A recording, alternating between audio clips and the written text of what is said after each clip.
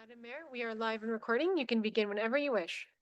Thank you very much, Madam Clerk. Welcome everyone to our regular council meeting. Today is June 16th and it's about 5:04 p.m.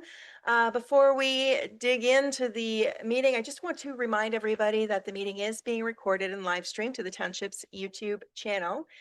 We may have people joining us from Zoom as well as within the chambers. So please wait to be acknowledged by the chair before you speak so that we may know that everybody can hear you. And council, as is always the case, raise your hand and I'll call you at the appropriate time to speak and be sure to turn on your microphone so people online can hear you. We'll begin with calling the roll. Deputy Mayor Nelson. Present. Councillor Watt. Present. Councillor Johnston. Councillor Landsman. Myself, Heather Watson. We have a number of staff joining us who will be introduced at the appropriate time in the agenda. So with quorum of council in attendance, I will call the meeting to order at 5:04 p.m. and we will begin with the land acknowledgement. We respectfully acknowledge that we are on the lands which are part of the 1818 Treaty 20 and the traditional territory of the Anishinaabe bands of the Great Ojibwe Nation. We offer our gratitude to the Ojibwe for their care and knowledge of the lands on which we work, live, and enjoy. May we honor and respect their teaching and our treaty obligations as we grow together. And we'll just pause for a moment of silent reflection, please.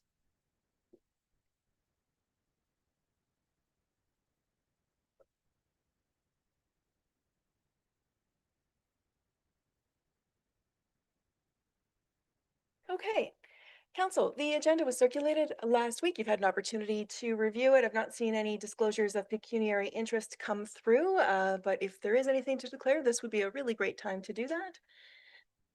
Seeing nothing, then we're just looking for an adoption of the agenda. Councillor Johnston, through the microphone, please. The agenda, but I would like to see point 8.6 brought forward after 8.2. If you can have that, please.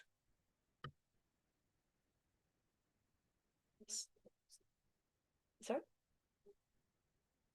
Up to 8.2. Okay, Council, if there's no problem with that.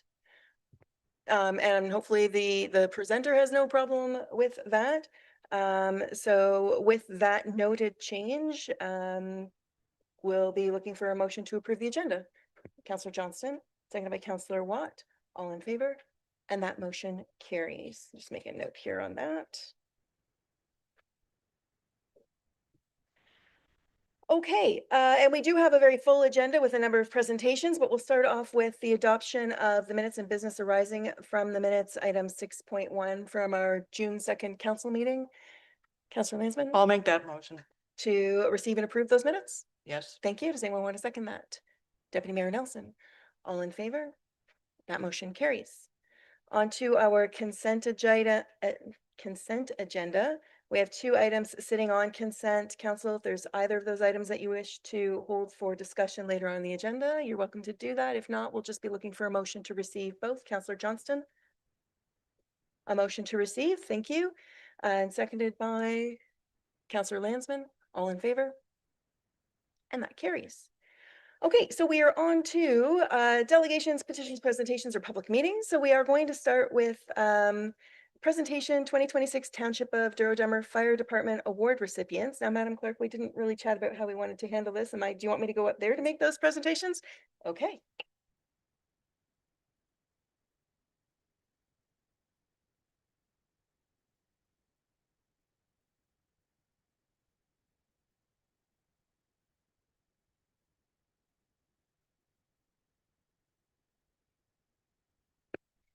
Okay, so we have every year the Douro-Dummer Fire Department recognizes through the province and through our own initiative the length of service and contributions that a number of our firefighter members make. And we do have a number who are being recognized for their service. Some, I believe, are not here yet. I'm just kind of doing a full scan of the crowd. I see some. So I'm going to reference the first few who are not here this evening. And then we'll call the rest up and then come up and get a certificate and we'll get photos and all that wonderful stuff. So we have Alicia Cumming with the 5-year Association Service Award. We have Colin Andrews, 10-year Association Service Award, Josh Beam, also 10-year Association Service Award, and Brian O'Grady, 10-year Association Service Award, and Jeremy Stillman for a 10-year Association Service Award. For the 15-year Association Service Award, we have Jeremy Greystock, 20-year Township Service Award and the Federal Service Medal and Certificate is for Cole Lindfoot. 26-year Provincial Service Medal and Certificate is for Todd Mollahan.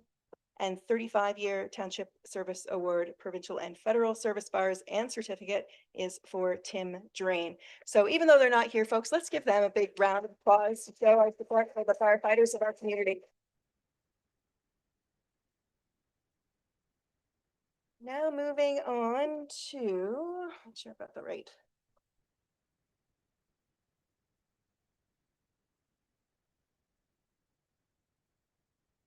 Okay, so what we'll do, I think, is call each of you up for the certificate.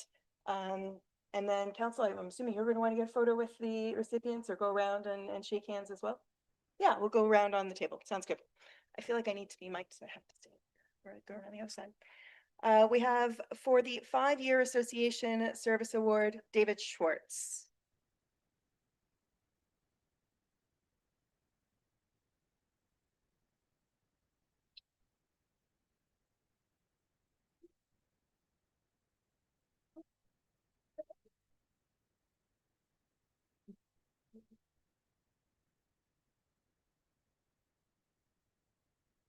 Congratulations, and thanks.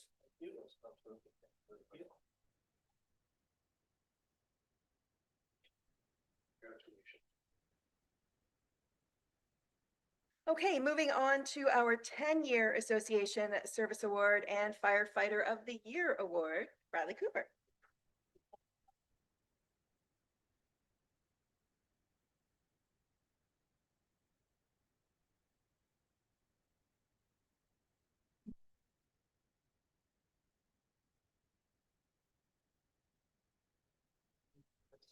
Thanks.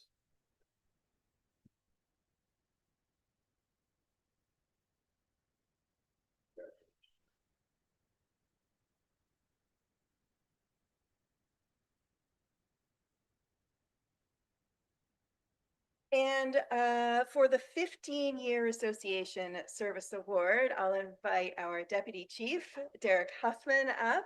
And I will note, there's 20, come on up, there's 27 years of actual fire service, just not with Douro-Dummer Township.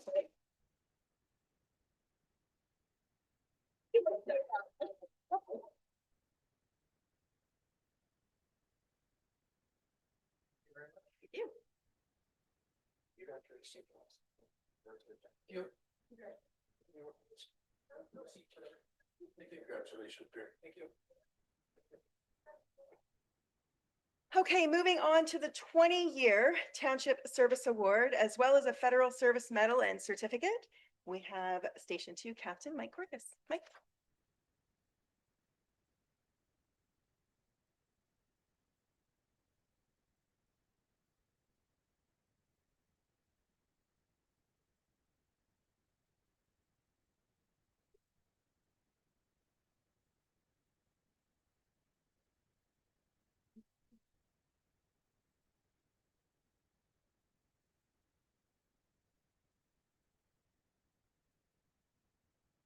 Next up, 20-year Township Service Award and Federal Service Medal and Certificate.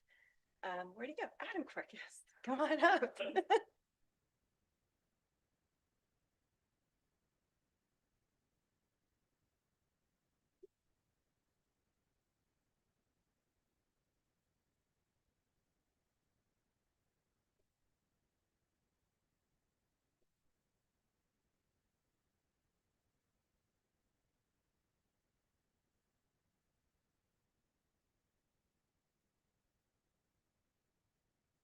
And our final service award recognition is recognizing 25-year Provincial Service Medal and Certificate, and it is to our very own Fire Chief, Chuck Pedersen. Chief.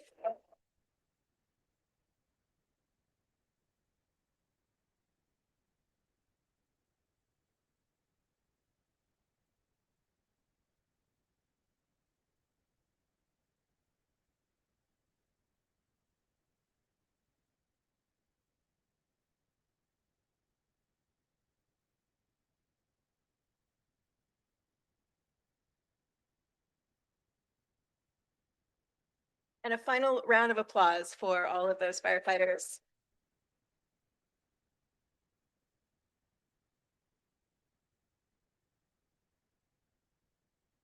Okay, I don't have my agenda in front of me, but we're on a roll with award presentation. So I feel like I'm going to just move into the next item, agenda item. I don't know the number, but I'm sure you're all following along. We have another very special award presentation this evening. I am pleased to present the Senior of the Year certificate for Alec Denny. And I've got the formal certificate here that is Senior of the Year Award for 2026, and it's signed by the Honorable Raymond Cho, Her Honor, the Honorable Edith Dumont, as well as myself. So, Mr. Denny, congratulations.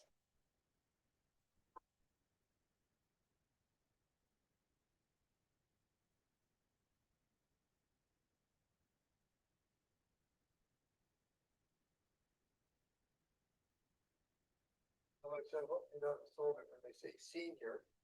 I hate to burn it. We learn more than that.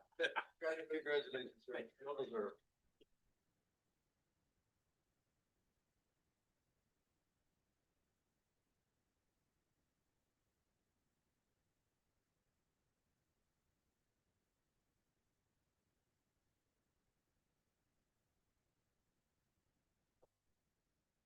Okay, I think there's going to be a little bit of a shuffle. Are you the firefighters? No photo op outside? Or are you wanting? Yeah, okay. Take it outside for a second. Thanks all. Thank you so much.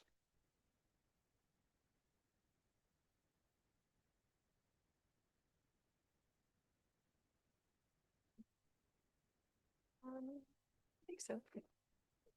Oh, it's me. Sorry, folks. Okay, so we are going to carry on down the agenda. We, as requested, have moved our item 8.6, a delegation petition from Nancy Proctor on the 606th Line Road, Dummer. So please come on up.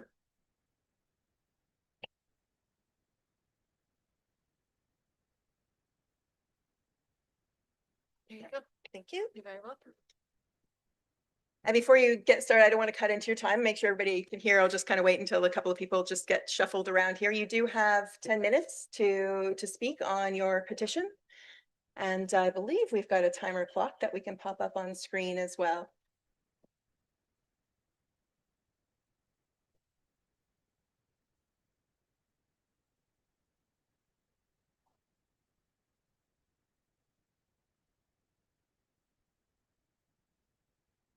Okay, there we go. The floor is yours. Thank you. Hello, I'm Nancy Proctor, and I live at 728 6 Line, South Dummer. As you are all aware, there is an issue with the recent purchase of the property at 600 6 Line, adjacent to my property, and the involvement and lack of transparency of Douro-Dummer Council.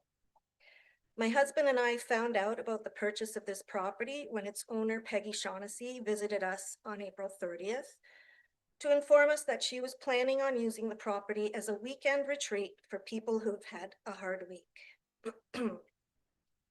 Peggy Shaughnessy operates Red Path Wellness Center in Peterborough, which provides structural programs related to trauma, addiction, and mental health. The Red Path website advertises a 30-day residential healing program with on-site accommodation and structured daily programming, and states standard program costs $20,000 per person for a 30-day stay. This describes business activity involving ongoing occupancy, structured programming, and support services at a significant cost, which is not what was described to me as a weekend retreat.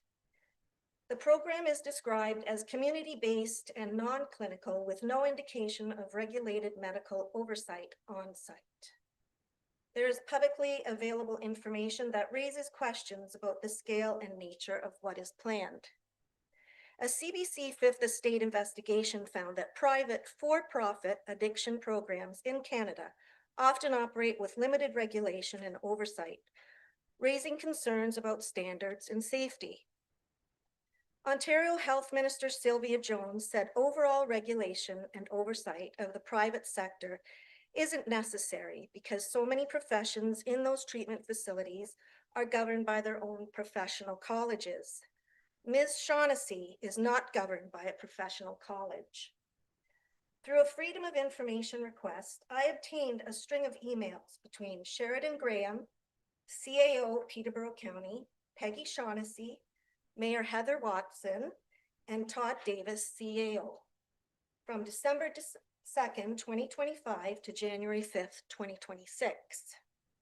On December 2nd, an email from Ian Mudd, Director of County Planning, it's Peterborough County Planning, comments regarding the property. It is zoned for a pit across the road and the south of it.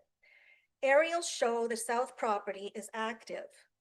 Also across the road to the south is what appears to either be chicken or pig barns. She would need to go through an official plan amendment and rezoning as no property is pre-zoned for the type of use. These surrounding land uses may really hamper her ability to do so, as she's adding sensitive lands use. Before she does anything, she should meet with the township pre-construction to understand the issue. This email went to Mayor Watson and CAO Davis. And of note, there are no pig or chicken barns across the street. It's a legal marijuana growing operation. On December 3rd, 2025, Mayor Watson emails all and indicates that she has had a discussion with Sheridan Graham, questions on how swiftly they need to meet, and a meeting is arranged with Peggy Shaughnessy, Mayor Watson, and Todd Davis, CAO, to discuss the plans. Ms. Graham states that the three should meet to discuss Peggy's plans so that they have a firm understanding of her vision and goals. Our CAO indicated that he was happy to meet and discuss the project. Ms. Shaughnessy agrees to meet on Monday at council office and informs the mayor and CAO that it is a power of sale and that it is not final until December 18th. On January 5th, Ms. Shaughnessy confirms that she met with Township and that Todd and Heather were amazing, and she will continue to work with them on the possibilities as she moves forward. These conversations and clandestine meetings indicate that municipal leadership was engaged prior to the purchase and that it was understood that planning approvals would be required. Despite that, I am not aware of any rezoning application being submitted. I'm not aware of any official planned amendment being filed. I am also unaware of any public consultation process having begun.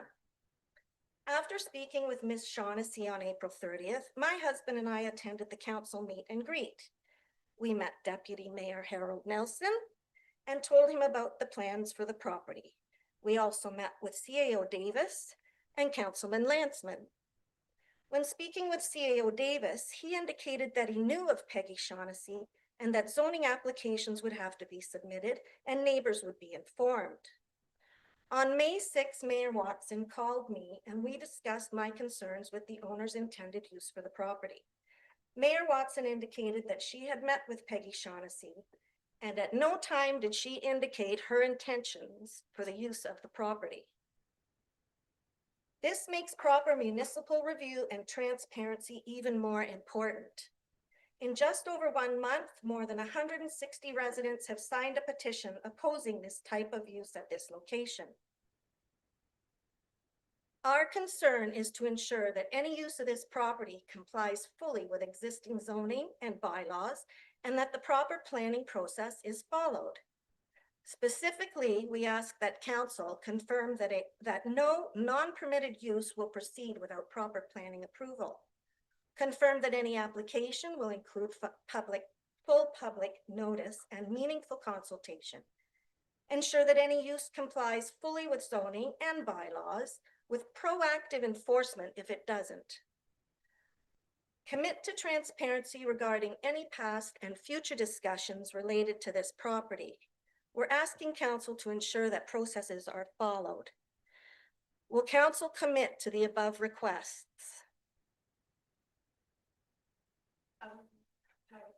I'm done. Thank you.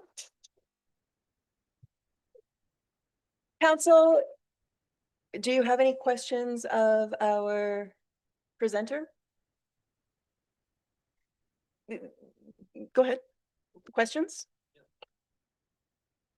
Thanks for your presentation, and thanks for coming and speaking to us um, at the meet and greet and the coffee and whatnot. Nancy, when you come and told us that, I was totally unaware that any of this was even happened or anything. I do want to say this though. I have a couple of comments. And that comment is it's very unfortunate that I don't know what Miss Shaughnessy has said to you or anything else, but I want to tell you, or I want to word this right. I want you to understand that us as a municipality, if somebody phones us or somebody wants to make an appointment to come and see us, it is really nobody else in the township's business what that meeting is about. It really isn't. That's privacy issues amongst property owners, and I have a great issue with telling everybody in the township, "Oh, I had a meeting with so and so. I had a meeting with so and so." I don't go around telling everybody in the township personal business of a property owner.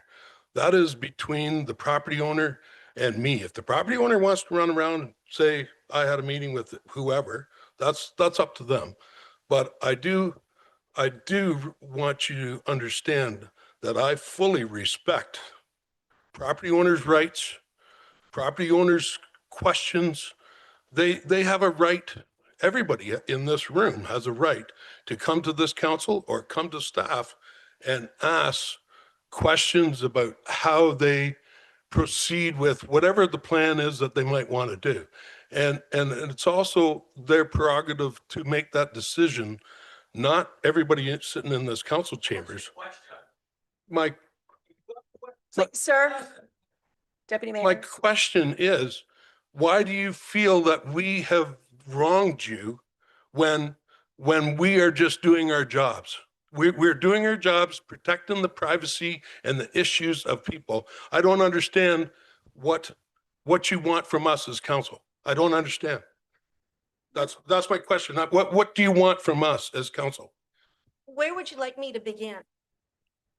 I bumped your microphone off accidentally. I believe. There you go. It's on now. You're good.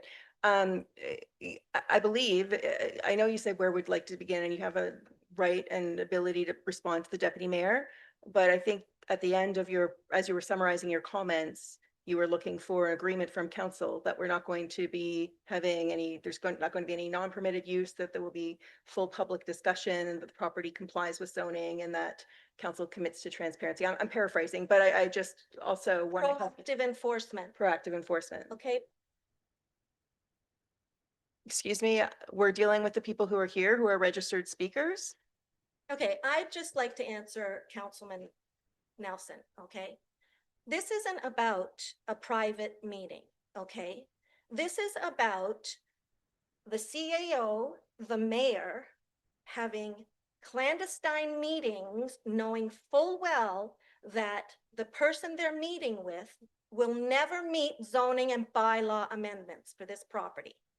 Okay, that email that went out from Ian Mudd, who was the director of planning for Peterborough, for whatever reason, decided to chime in with Sheridan Graham. And for whatever reason, Sheridan Graham chose to reach out to you people on behalf of Peggy Shaughnessy.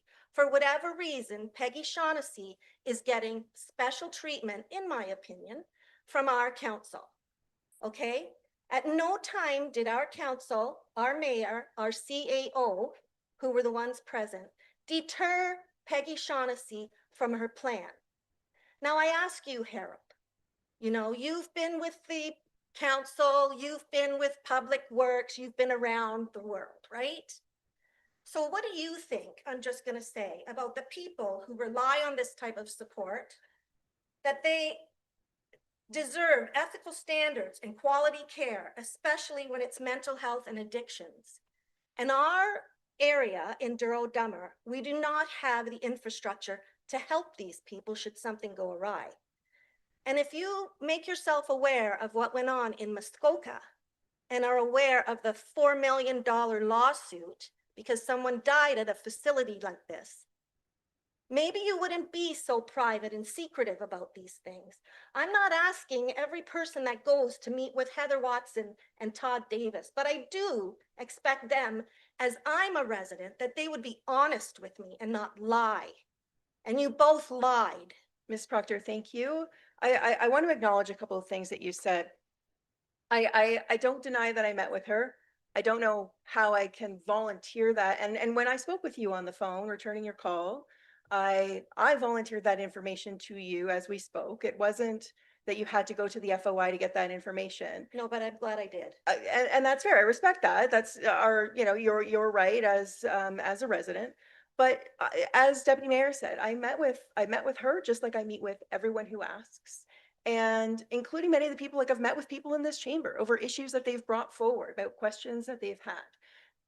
The contents of that meeting aren't for the public purview, but for privacy of the individuals involved, not because there's anything clandestine going on. It happened in broad daylight during business hours at the township office. It didn't happen in a back alley elsewhere somewhere. And I argue that you're calling it a clandestine meeting for that reason. But this is my job, meeting with people who are interested, regardless of what their intentions are, to hear them out and without judgment, and to take it. It's a job that I take seriously. Then And how would why people, didn't you excuse me, deter her? Why didn't how you would- deter her? again, the contents of that meeting, you weren't in, and I'm not at liberty to say. And how would you feel if I decided not to meet with some people just because some of their plans might be controversial? Because frankly, I think we all grow because of controversy. It tests our values. It tests who we are as a community. And there's, like I say, absolutely no secret deal in place, only a secret plan by some people who are falsely sowing discontent in this community for their own political gain. I am, as you're asking, Wait a minute. this Just council. back up there a minute. I am the Back chair. up there a minute. There is nothing I am, deceitful about what I'm talking about. I It am is all- bound. I am bound by this, by legal processes that govern how councils deal with zoning, deal with privacy, and deal with issues in the community, including the freedom of residents to bring forward whatever proposals they choose to bring forward for public scrutiny to come through under a zoning bylaw amendment or a planning act amendment. And everybody has that right as citizens, and I am bound by legal obligation. And everybody here can share their views should an application come forward.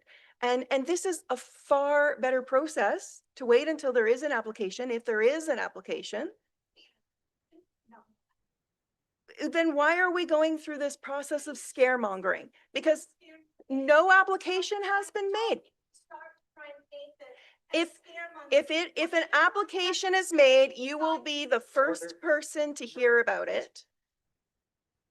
If an application has been made, you will be the first person to hear about it. And until that, she's currently, there's no application that's been brought forward. Until that happens, we need to just relax and put away the knives and make the decisions based on the information that is in front of us. Because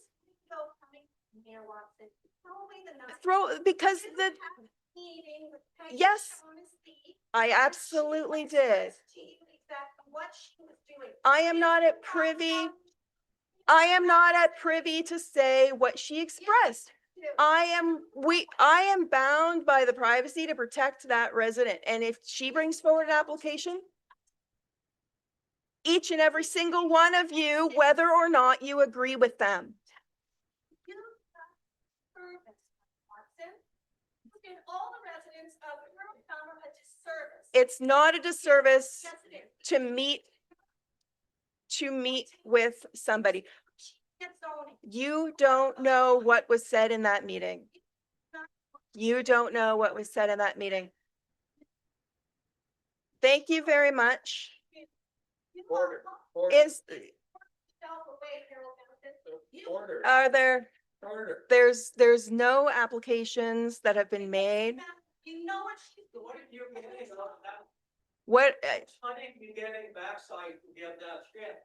there's, You said it's gonna be good for the economy of Douro-Dummer. No, those- Yes, you did. those are words that are being twisted out of my mouth. People home. Those- they sell art and they'll spend money. That's not it. These are That's people- not at all what I said. Order, please. Order. Order. The Get speaker, order from there. the speaker. Order. Point of order. This is the council chamber. Yes, it is. Yeah, and we don't need you yelling at us. No. Thank you very much. Please leave the room. Please leave the room, I sir. would leave the room. Please leave the room, sir. People vote. and Thank you very much. It's about being voted. I'm not worried about the vote. No. If I was, I wouldn't say that. Enough. Please order. Thank you very much. Speaking there. Leave the room. Thank you. Leave Leave the room. Leave the room. I go to the room. Deputy Mayor, thank you. Because the idiot. Councillor Johnston. Yeah. I want to say my 2 cents on this too. Number one, of course, the rest of the council didn't know that there was conversations going on, but they do have a right to have these conversations. If people want to talk to us about something, we have a right to do that. And basically, we would then tell them the process, what goes on. And they've got to come and then change the zoning, change the planning. They've got to do all those things. And as of yet, there's been nothing has came right across their table. Absolutely nothing. I've talked to nobody except for some of you people, and I appreciate your concern. But right now, the way I'm looking at it, we're way ahead of the game here, and there's nothing wrong with that. But again, we can't hang our hat on what might be or what someone might have said, whatever, because there's been nothing brought to our table and nothing passed, nothing, no backdoor meetings or anything like that. And another point that I want to make up is that there's something on the Facebook that I, the way I look at it is that a lot of people that are on watching us on TV or they're reading the emails and that, they don't know anything different, so they're going to believe everything they hear. And when I read some of the things that were said, like council has turned his back on his people, he was elected to serve.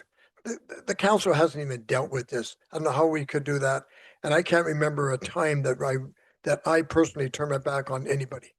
I mean, I try to get along with everybody. I mean, I'm maybe not up on all the planning and that things, but the thing is, we do have the final vote, and the majority of council will vote. And I would say most of the time, the majority of council makes the right decision, even though sometimes I don't like it.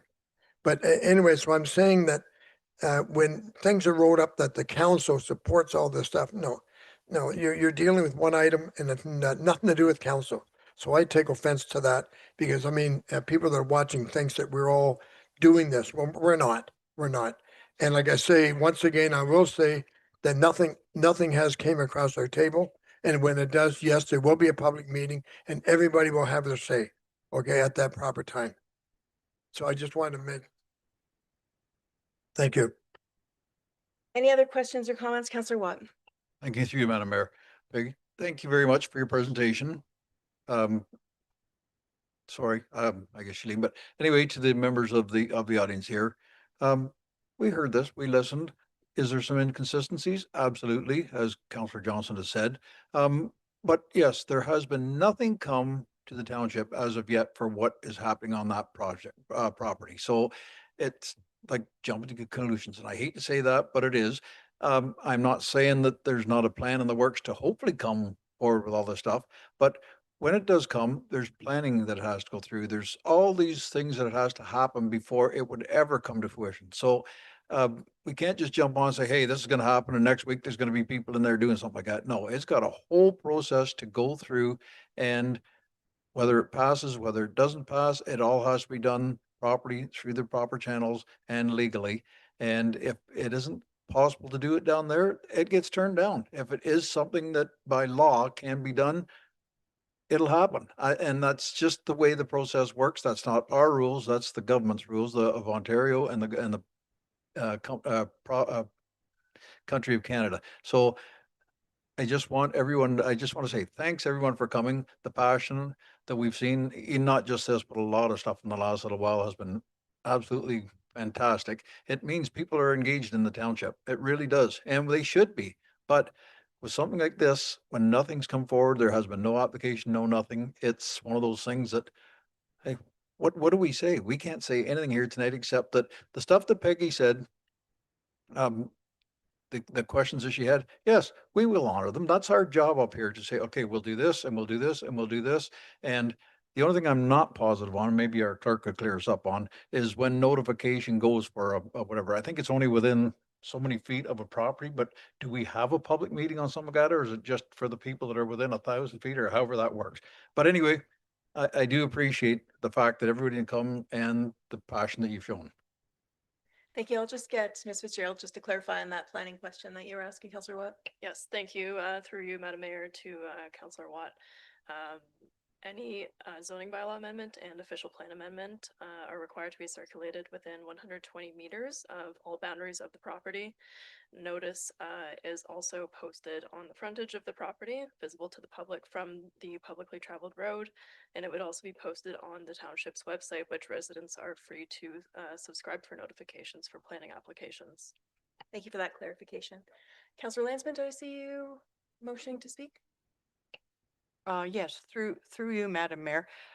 I echo what Councillor Johnson and Councillor Watt have said, because I don't think there's any member of this council who would turn their back on people and not follow procedures and things like that. And I think it's unfortunate that it's come to this. The item that we're discussing, you can't do anything when there's nothing wrong at this moment. And I'm sure council will keep an eye on the project if there is any further project and keep people informed. Thank you, Councillor Landsman. Okay, looking for a motion just to receive the petition and delegation. Deputy Mayor, seconded by Councillor Landsman. All in favor? That motion carries. We are now going to move on to item 8.3, which is a public meeting zoning bylaw amendment application, file R02-26 for 1071 Moody Drive. Council just looking for a motion to open the public meeting. Councillor Johnston, seconded by Deputy Mayor Nelson. All in favor? That motion carries. Ms. Fitzgerald, I will let you walk us through the application. Thank you, Madam Mayor. Good evening, members of council, staff, and the public. Before council this evening is report planning-2026-20 regarding a proposed zoning bylaw amendment, file number R0226. The property subject to the zoning bylaw amendment. Folks, just as you're finding your way through the chambers, just to ask to keep it down a little bit so we can get through the meeting. Ms. Fitzgerald, over to you. Thank you. The property subject to the zoning bylaw amendment application is located in part of Lot 21, Concession 6 in the Douro Ward, municipally known as 1071 Moody Drive. The property is an existing waterfront lot of record having an area of 0.22 hectares with approximately 27.94 meters of frontage along Moody Drive and approximately 42.50 meters of shoreline frontage along Ketchawanuka Lake. The property is currently developed for permanent residential use. During the summer of 2025, the owners began to construct an accessory boathouse within the northeastern portion of the property near the shoreline. After construction had started, the township received a complaint from a member of the public citing concerns on whether the building complies with the township's policies. The complaint then prompted a site inspection by the township's chief building official, who identified some potential zoning compliance issues with the building. The CBO recommended that the owners request a pre-consultation meeting with the township to determine whether an application under the Planning Act would be required to allow the construction to proceed in compliance with the zoning bylaw.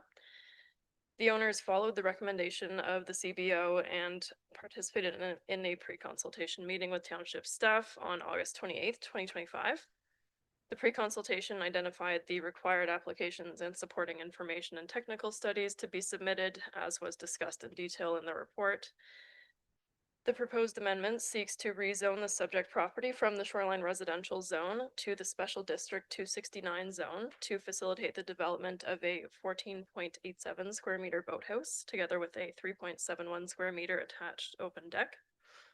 As proposed, the special district 269 zone will permit a reduced eastern interior side yard setback for the boathouse of 1.95 meters. It will permit the 3.71 square meter open attached deck as an appurtenance to the boathouse and will also recognize the existing deficient lot area, lot frontage, and shoreline lot frontage. Notice of public meeting was given as prescribed under the regulations of the Planning Act. Notices were also posted on the subject property and on the township's website.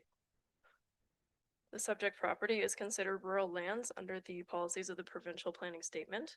Residential development is permitted on rural lands where appropriate sewage and water services can be provided. The boathouse is considered an anticipated accessory use to the established and permitted residential use, and no impacts to existing rural service levels and municipal infrastructure are expected. The PPS requires the appropriate conservation of archaeological resources. Hiawatha First Nation participated in the pre-consultation meeting and did not request the completion of an archaeological assessment given the minor ground disturbance and that the impacts had already taken place at that time. Alderville First Nation requested the completion of an archaeological assessment upon receiving the agency circulation. However, through further correspondence, their request was retracted. Comments received from Otonabee Conservation confirmed that the boathouse is located within the flooding hazard associated with Ketchiwanuka Lake.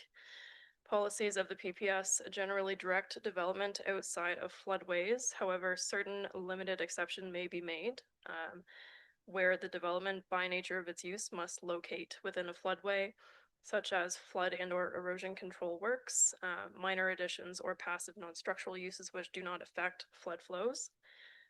The comments provided by Otonabee Conservation note that the rationale provided in the planning justification report submitted in support of the application sufficiently demonstrates that the application is consistent with Chapter 5 of the PPS referencing natural hazards. The application overall is consistent with the PPS. The subject property is designated Lakeshore Residential and Environmental Constraint Area in the official plan. The environmental constraint area designation again relates to the floodplain of Ketchiwanuka Lake. The boathouse is located on the portion of the property designated environmental constraint area. The Lakeshore Residential designation permits a single detached permanent and recreational dwelling together with related accessory uses and buildings. A minimum 30-meter water setback is generally required for new buildings and structures. However, boathouses are identified as an exception to this requirement, provided that no negative impacts to the waterfront environment will result and that the applicable provisions of the zoning bylaw are complied with. Development and site alteration are generally prohibited in the environmental constraint area designation unless required for flood or erosion control, landscape stabilization, or essential utilities. Policies of the environmental constraint area designation further provide that lands which are deemed not hazardous by the Conservation Authority may be used in accordance with the adjacent land use designation, which is the Lakeshore Residential designation in this case, subject to an amendment to the zoning bylaw. As discussed in the report, the rationale provided in the submitted planning justification report does demonstrate that the application conforms to the official plan. The subject property is zoned shoreline residential in the township's zoning bylaw. The shoreline residential zone permits a single detached permanent or recreational dwelling together with related accessory uses or buildings, provided the applicable provisions of the bylaw are complied with. The proposed amendment again seeks to permit a minimum eastern interior side yard of 1.95 meters for the boathouse and to permit the 3.71 square meter attached open deck as an appurtenance to the boathouse. The proposed amendment also seeks to recognize the existing deficient lot area, lot frontage, and shoreline frontage as noted previously. Again, as noted in the staff report, the rationale provided in the planning justification report and in correspondence with the agent demonstrate that the relief requested from the regulations of the zoning bylaw is appropriate and is not anticipated to result in negative impacts to the municipality, the floodplain, the environment, or adjacent properties. Other than the identified zoning deficiencies, the proposed boathouse complies with the applicable provisions of the zoning bylaw. No comments have been received from members of senior staff. We have received one set of public comments from Tom and Shirley Reeder. Just bear with me for a moment. I'm just going to read those for the public record.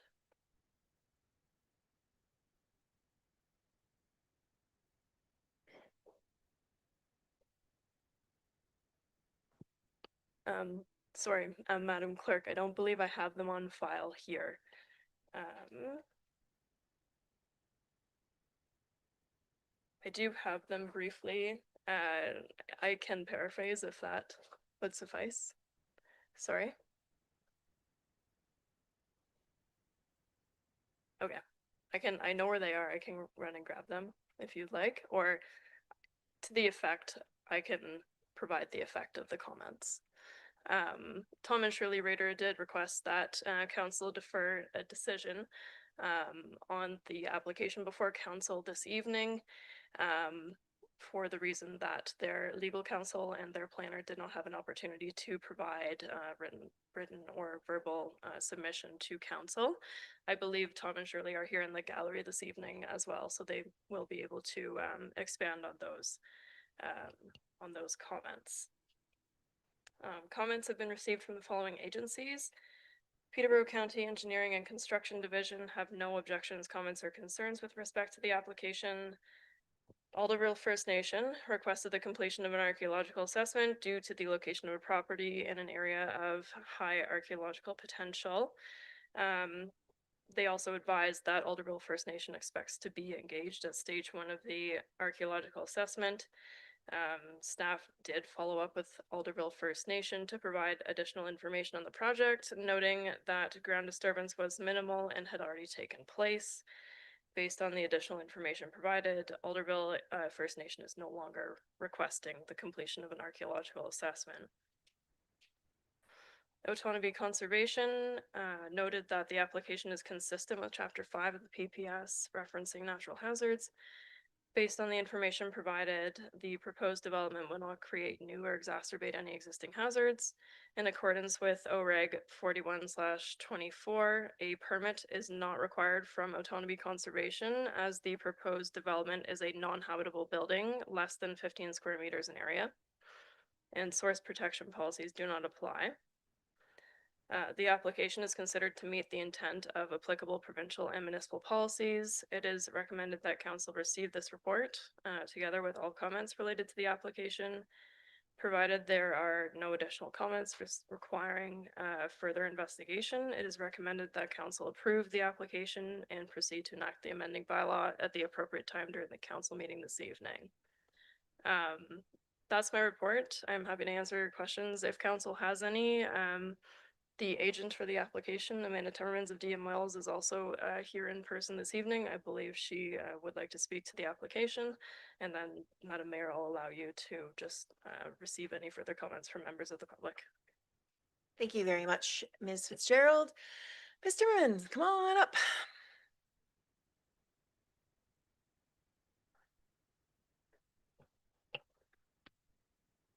You can advance the slides, Marty.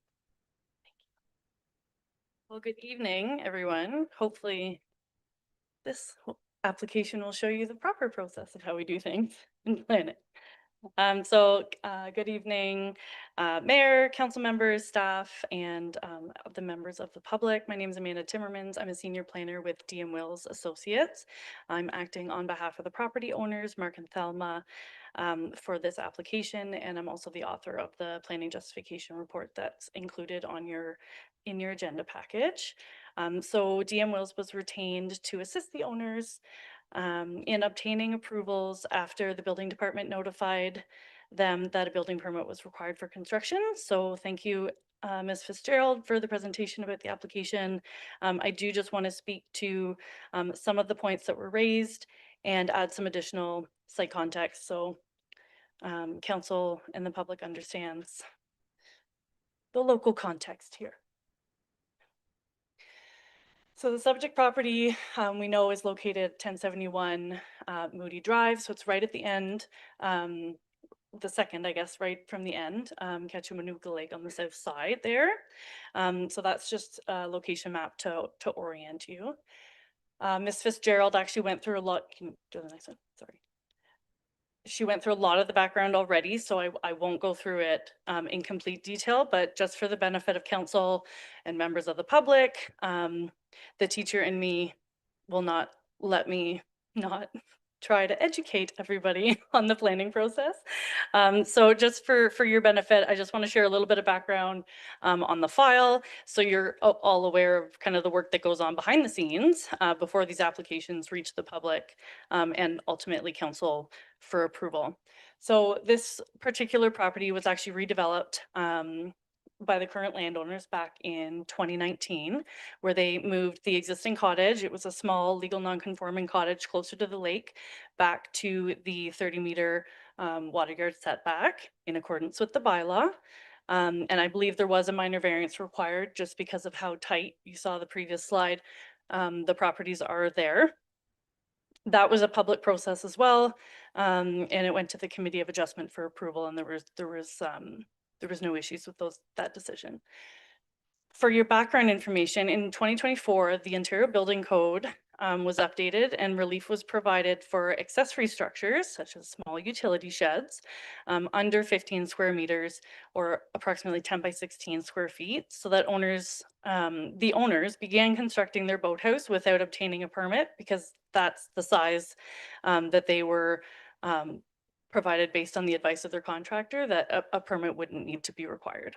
So in this case, unfortunately, it was located in an environmental constraint area, as Ms. Fitzgerald mentioned, which is the floodplain mapped for the lake.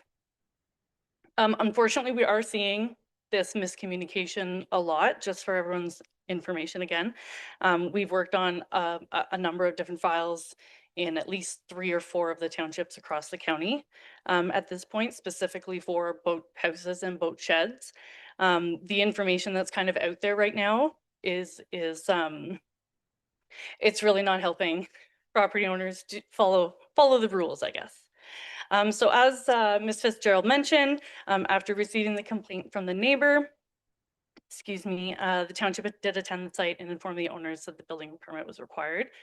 So after the pre-consultation meeting that was held, they retained DM Wills to help them review their options to bring the boathouse either into compliance with the zoning bylaw and the official plan, or prepare a planning application that would basically do the same. So we spent the winter months reviewing the background, meeting with both the township and Orca staff to review the options. We obtained support for our recommended approach from staff. We finally got the application submitted in March, and the township planner deemed it complete May 8th, after what we understand was a period where there was a very high volume of applications submitted. Next slide there, Martina. Thank you. Sorry, Ms. Chadar. So our proposed approach, you'll see our updated site plan here, was to limit any further alteration on the property and impacts within that 30-meter water yard setback. And then seek approval of the location where the building was originally constructed. So we did explore a number of different options with the township and Autonomy Conservation to either move the boathouse, reduce the size of the boathouse, move it to like a complying side yard. But there just wasn't an alternative location given the constraints on the lot. The property owners didn't want to take down a bunch of trees that were already providing really decent buffering from the neighboring properties. Okay, next. So here we have our proposed amendment. This is in the agenda, so I won't go through it in detail, but basically, sorry, I'm very dry. The minimum lot area, minimum lot frontage, and the minimum shoreline frontage are just recognizing existing conditions on the property. The interior side yard setback requires relief for the boathouse on the one property line. And then because there is a small open deck attached, that needed relief as well, with the maximum floor area there. I'm just gonna grab my water.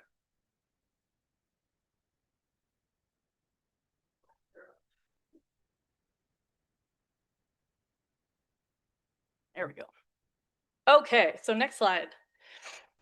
So these are the boathouse provisions that are currently in the bylaw. So boathouses are permitted as an accessory structure within the shoreline residential zone. Ms. Fitzgerald covered some of this already, but there's a whole list of general provisions for boathouses. So it's a very regulated part of the bylaw, maximum of 1 boathouse. Here we go. So note the maximum size could be 80 square meters as of right. A 9-meter side yard setback, 4.5 meters in height, and it prohibits decks, balconies, and similar appurtenances. So that's what's in the bylaw. We're proposing the open deck platform as it's constructed right now, not as habitable space. The side lot line setback is 1.95 and 17.3, and then our height meets that height maximum there in the bylaw. So I've included some pictures on the next couple slides that will hopefully illustrate and provide you with a little bit more context on what we're actually looking at here. So the intent of the bylaw, in our opinion, the intent of the prohibition of decks and habitable space in a boathouse is to prevent issues of public safety in the event of a flood. So can I just point? That's the proposed deck. So in our reports, it may sound like a big difference from what's permitted in the bylaw, but it's this less than 40 square foot platform, for lack of a better description, where the property owners want to basically rest their boats when they like come and go from the lake and whatnot.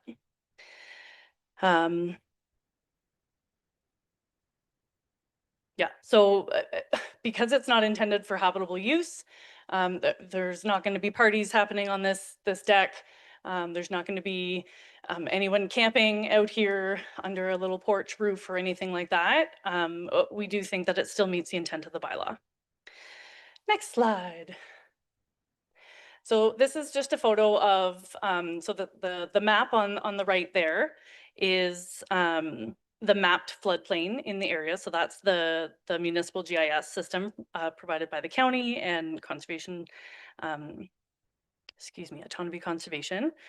So provincial policy, as Ms. Fitzgerald mentioned, provides flexibility for development within the hazard lands or a floodplain, especially when the development is limited to uses that by their nature have to be located by the water.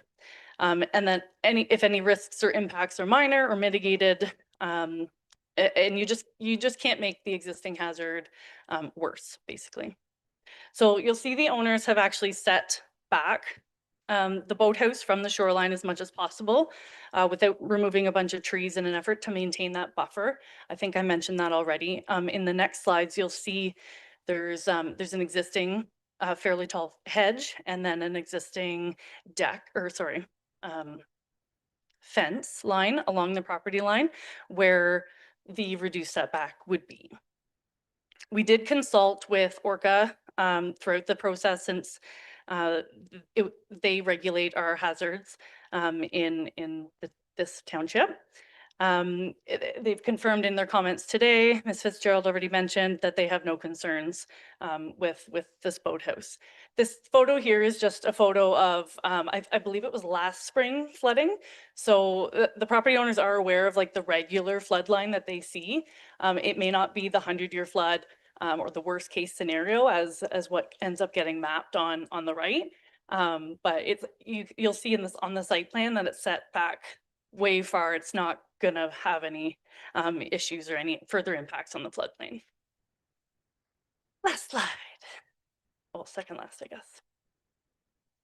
I understand there has been some concerns raised by neighbors in the area.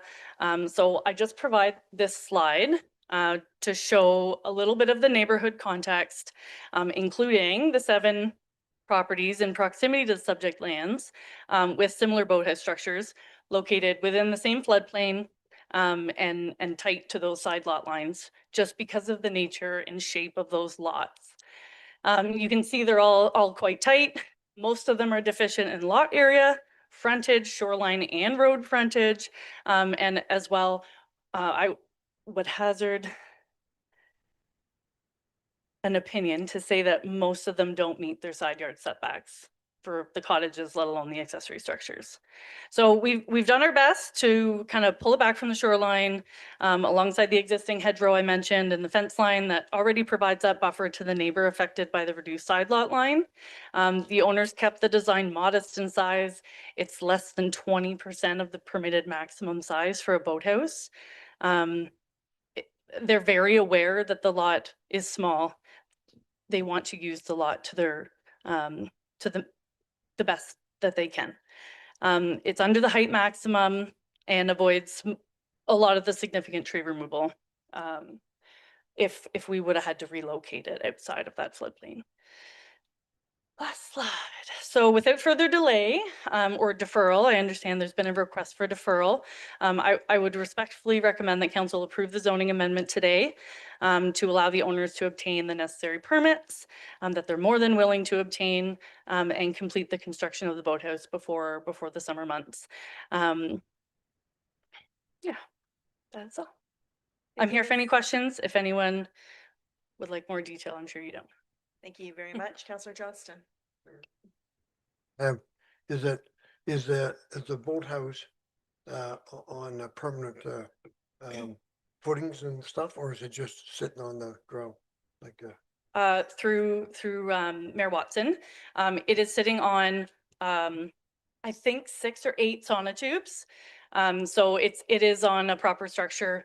That'll all be reviewed, of course, through the building permit application once we kind of get through the zoning process. Okay, seeing no further questions from council, I've got a few questions, but I want to hear from comments as well, so I might come back around to you as well.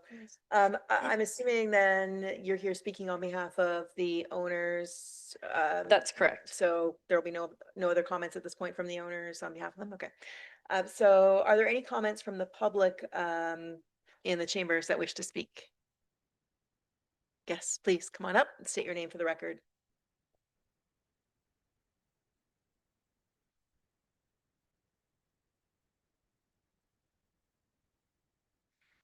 We'll just ask you to turn on your microphone as well, so people can hear you online. Stacy will help you out there. All I can say is, wow. My name is Tom Reeder.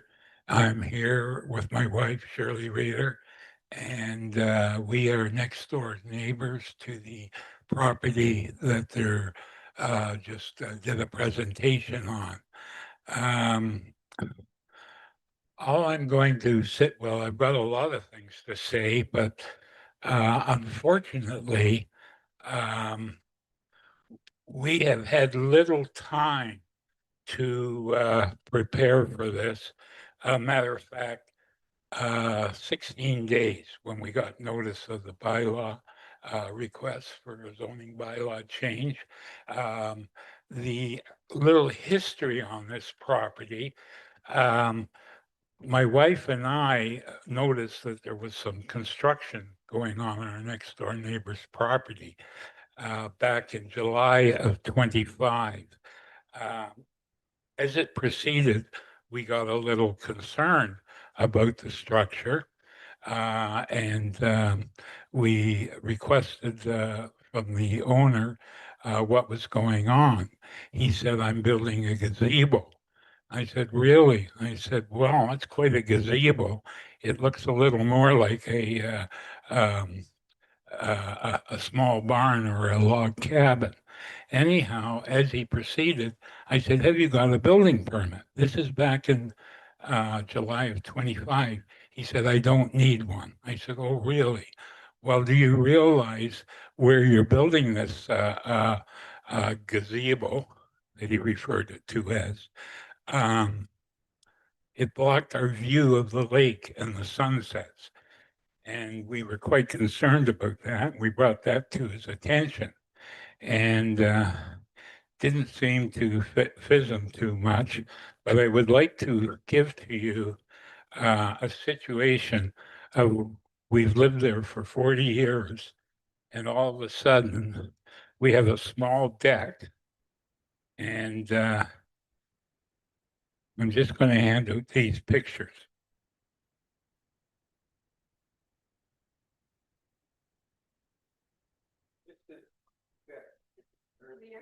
Mr. Reader?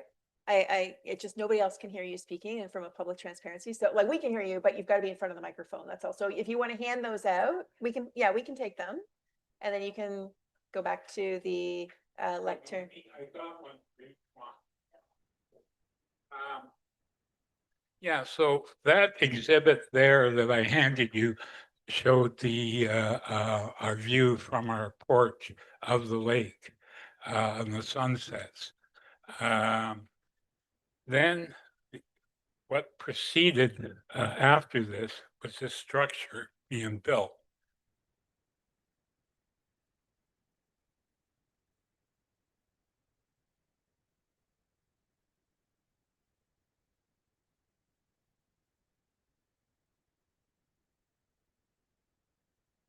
And that's when I questioned the property owner about what he was building.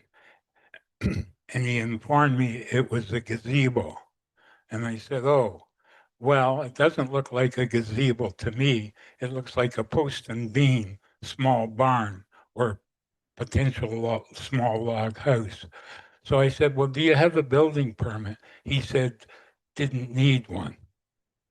I said, oh, really? So I came down to the council or to the Douro Township, met with the planner and told them about our concerns. And the planner did visit the property within a few days later. And lo and behold, it's very interesting. I couldn't get any information on how proceedings were going because of confidentiality. I don't know about the Freedom of Information Act. However, the project did come to a stop, and that was back in August of 25. And the structure is still sitting there in its current location as we speak today. What has happened in the meantime, they got a planner involved, and you just saw the presentation of the planner. No comment on how it disrupted our view. But let me say this, the notice we got was 16 days ago about the minor variance. I had no time.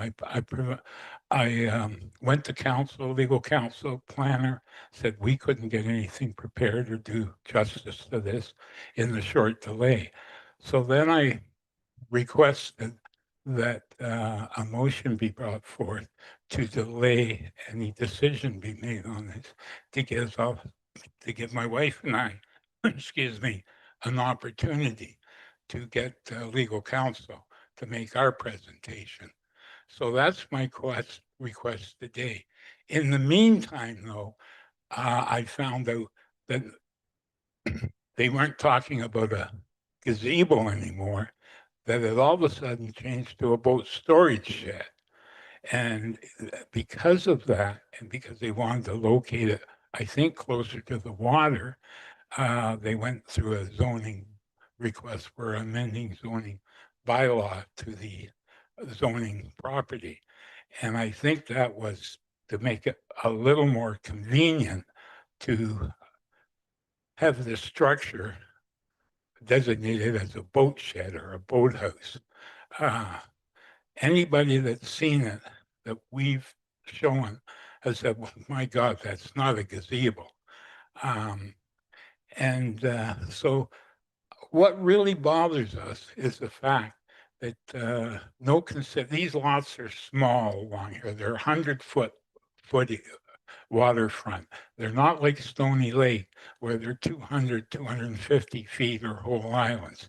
So when we start putting up boathouses along the shoreline of 100-foot or less property, it starts to defeat the whole purpose of lakefront waterfront. And all I can say is that we're concerned. And I'll tell you that the development of some of the properties along that street where boathouses have gone up in the past, I think if we went back in history, we would find out that a lot of those boathouses weren't properly went through the bylaws. Anyhow, that's besides. I'm more concerned about the current situation that we're facing with, and I think it'll also disturb the natural habitat of the waterfront. We have two swans that reside around that area. We have Canadian geese and we have ducks. And they nest very close to the proximity of our properties. And by bringing this development through, I think will inhibit that sort of natural habitat of Mother Nature. So I guess my request is that I am going to pursue this if council is prepared to defer a decision on this matter. Okay, thank you very much, Mr. Reader. So you're asking council to consider deferring a decision, and I appreciate that. Mr. Reader, while you're still here, if I could just ask you a quick question before you step away from the microphone. Thank you for showing the pictures to council, the before and after. In terms of the, I mean, it's broad daylight, in terms of the view with the structure there now. When I was reading the report to understand what was before us this evening, I was thinking it was perhaps the height of the structure might be problematic. From the photos that you have shown, assuming that the structure is fully clad as a boat storage facility, it would effectively block the entire view. Yeah, thank you for clarifying that. I just wanted to make sure, like, from the elevation of the photo, if that's. Oh, it certainly would. Yeah. There's no question about it. Now, the interesting thing is, I think where that structure is now, and that picture was taken, they're now proposing to move it closer to the lake. The application that's before us is to keep it where it is currently. Or are they asking for it? I don't think I so. believe, Ms. Fitzgerald, can you help clarify that? I think that's what we're looking at, but. Is the application for this minor variance where that structure lies now or is situated?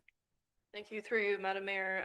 Yes, the application before you this evening for the rezoning is to allow the structure to remain where it currently is. Well, that's completely different than what the proposal and the setbacks that the person from Wells, the urban planner, presented to you. They are now moving it down closer to the lakefront. And as a result of that, are asking for an amendment to the residential waterfront property to allow some sort of boat shed or boathouse to be put down there. Okay, we'll get some clarification on that. I've got Councillor Johnston with his hand up for a question or something first. Through the chair, like I asked that question, you know, what, it was just sitting there that someone could tow it and move it? But they said it was on sonotubes with a foundation, like, as Yes, far as on the, so I mean, just to move it now. I'm not saying you couldn't, but I mean, well, I think I what would you- have to suggest that that's where they're putting it. Well, I think what they, I'm not sure. I'm not in construction, so I don't know. It is on sonotubes and has metal brackets. I think they're bolted into the sonotubes. Could it be easily moved? Well, you'd have to dig the sonotubes up, bring a crane in and move it down there, or you would cut it off at the base of the sonotubes and then have to dig and put whatever they're putting in there. Mr. Reader, so we, I think it's fair. It's unfair that you haven't had an opportunity to really get the information and speak with council on your own part. And I understand that that's why you're here for the deferral. I think that you know, might be a good good place for council to begin, should they choose to go that route. But we'll hear more comment around that, but being able to get more information so that you're satisfied with what the application is for in terms of the placement of the facility, as well as Well, can what- I ask, excuse me for interrupting. First of all, are we talking about where the structure is now? That's what they're proceeding with the that's what the application? application is, that's before us, is where the Well, structure is now. So, my and understanding is, and what little I know about it, and I did get a copy of the report from the planners. The location where it is now and where the location, if you were to approve it, will be are two different spots. okay, the information that we have before us appears to all be pointing to where it is currently, Mr. Reader. And not moving the structure, regardless of the construction type and the sonotubes and how it may be lagged into the ground. There were other considerations in the proposal that are brought forward, including consultations from the Conservation Authority, Orca, as well as First Nations. And one of the feedback that was raised from First Nations communities was, I believe it was Hiawatha. They had said that they wanted the applicant to do an archaeological study. But then when it was communicated that they're not moving it, they said that they'd be fine because the land has already been disturbed. So I don't know if what Well- you're reading is something different than what's before No, council. what I but- would do is welcome the planner to come out Yep. and a view of what their application prepared here by their planner, take the measurements and confirm that it's staying in the same location. Right, I don't read it that way. I understand, I understand. Okay, So I think clarification has to be made on that point right away before we proceed any further. Secondly, I'd like to just mention, when the neighbors bought the property next door to us, in which there was a cottage on, which was taken away, I think it was sold, doesn't matter, it was removed. The size of their dream home on the waterfront didn't meet the bylaw requirements. And a request was sent to us, being a neighboring property, about the not meeting of minor variance was requested, similar to here. And my wife and I went out, we met the new people that were moving in. We talked about it. We measured it off, stepped it off. And Shirley and I, we talked about it after, and we thought, no, there's no problem with this. We'll agree to it. And we did. We didn't oppose the minor bylaw amendment. This time around, this is all the thanks you get. You get a gentleman, the neighbors next door, go ahead without a building permit, start building a structure that obstructs our view, no consideration for our small sitting area where we've been for 44 years, and putting up this structure that looks like a mini barn. Quite frankly, it was 8x8 posts and beams, as you can see in the pictures. And no respect for coming over and say, what do you think? Would you mind if we would consider putting up? And then to turn around and lie to me that he didn't need a building permit. It understood. doesn't rest well with me, unfortunately. I understand that, Mr. Rader. Are there any other comments that you want to make in objection to this? We need to be able to hear from other people as well. Well, I'm currently have approached, but it didn't give me much time. You have to realize that the street we're on, there are cottagers, so they're not there permanently 7 days a week, Okay, and sometimes not even on weekends. A petition of people who don't agree or with this bylaw amendment. I But understand. again, time hasn't been significant. Okay, thank you very much for your comments. Thank you. Are there any other comments from the public who want to speak on the matter? You're public too. Come on up. And it seems that we're taking a long. Please to the microphone. I'm sorry, Mrs. Reader. It seems like we're taking an awful lot of time up on this issue, so I don't want to take any more other than, as Thomas said, we didn't get a lot of time. We've talked to a planner, we've talked to legal counsel, we've talked to real estate. Nobody can do anything in, 4 or 5 days. We've actually came down, Tom's come down a few times to the office to try to say, okay, what can we do? So please consider either throwing this out and if they start over or we get a date that's going to allow us to counter this proposal. Okay? Okay. One last comment. I'm sorry just to say, I do have a letter from a very reputable real estate agent here, of which many of you know, who has given me a letter stating that if this building proceeds where it is, it would definitely affect the saleability of our property. I understand, Mr. Reader. Thank you for that.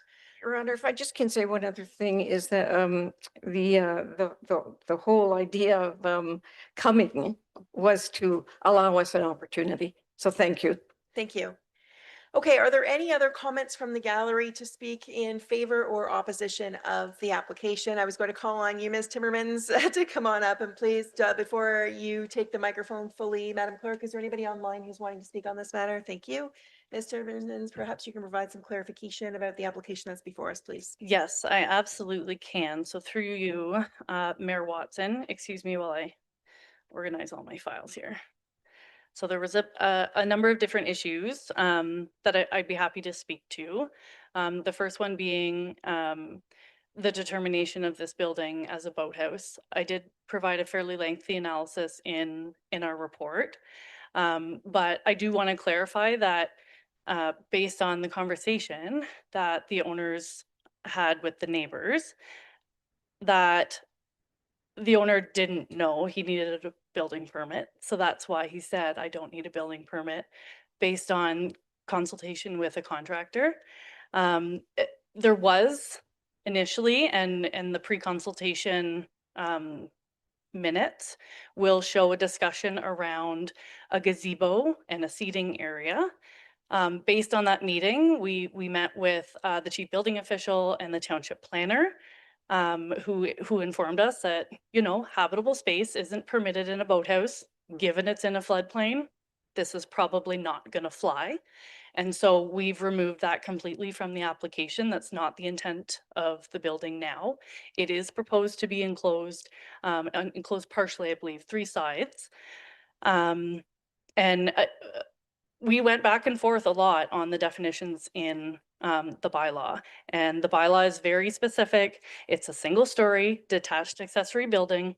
Gazebo, also an accessory building, but it's considered habitable space. So we have parked the gazebo conversation, and the proposed use of this building is for storage of boats, life jackets, paddleboard, paddles, all of those kinds of things, so that they're closer to the water and the owners don't have to lug their equipment all the way. It's 125 feet back to get to their cottage or their garage. So that's some further clarification on that. The location of the building was verified by myself when I went out to the site. We also created that site plan that was on the screen earlier. We've created that using aerial imagery from the county GIS, which actually it's 2026 imagery. So it actually shows the existing location of the building. So does the Google Earth aerial imagery. So we've cross-checked it with that, and we've overlaid it with the survey that was done for the cottage redevelopment 5-6 years ago. Land doesn't change that often, so the property lines, we know exactly where they are, and the measurements were based on on-site measurements. So just to verify that. And then further to the request for deferral, it's my understanding, based on the conversations here today, that the neighbors have been aware of this construction. They've been aware of the stop work order. They've had conversations with the building department on where we are in the process. My understanding is the neighbor's been fairly forthcoming and that we're applying for a zoning amendment. that complaint was last July, so that's been almost a year for them to have an opportunity to seek legal advice, planning advice. With all due respect, we have waited a long time already.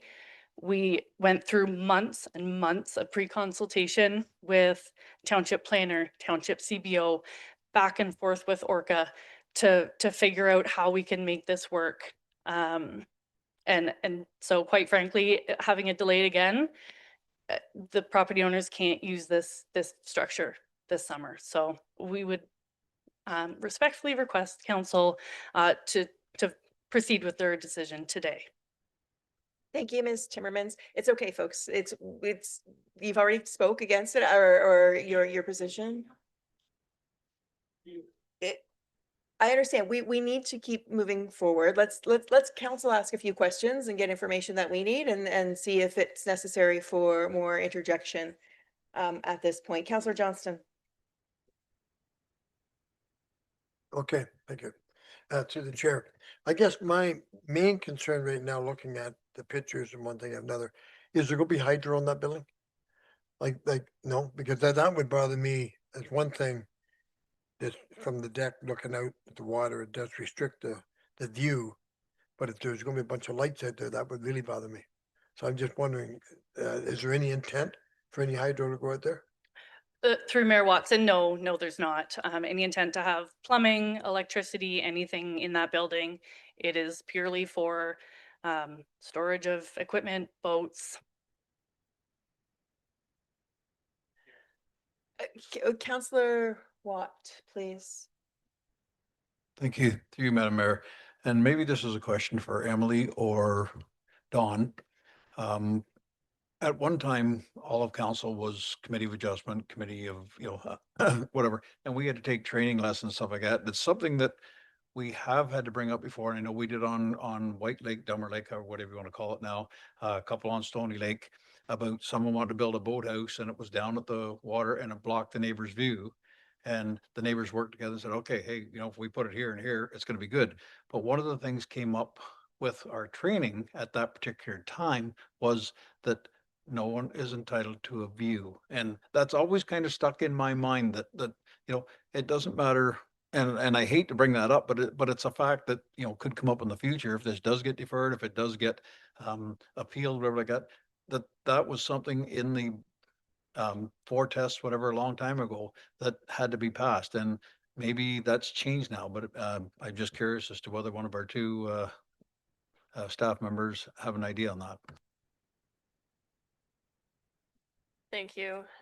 Through you, Madam Mayor, to Councillor Watt. Yes, that's my understanding as well, that council would not be in a good position to oppose this solely based on the fact that it would be obstructing a neighbor's view across somebody else's property. Any other questions from council? Councillor Watt? Thank you. Just Mr. Reader, please. We have questions too. We're the ones who are making the decisions, so we need an opportunity to clarify. Thank you. right, and I apologize, just to follow up on that, and it's one of those things that, it bothers me, it bothers people, stuff like that, but we didn't make those rules. We didn't set them up, stuff like that, but we have to abide by them. So if that was the case and it got appealed, I'm sure it would be shot down in no time just because of that particular reason that's in the Planning Act that says, yeah, I'm sorry, but you don't have you could block your whole front of your property off and next door neighbors can't do anything about it, which is unfortunate, but we didn't make those rules. Thank you. Any other questions from council? Councillor Johnston. I got no other question, but there is somebody in the audience who would like to ask a question. I'd also like to ask a question. Can I have a turn, please? Through your chair, yeah, it's your turn. Thanks.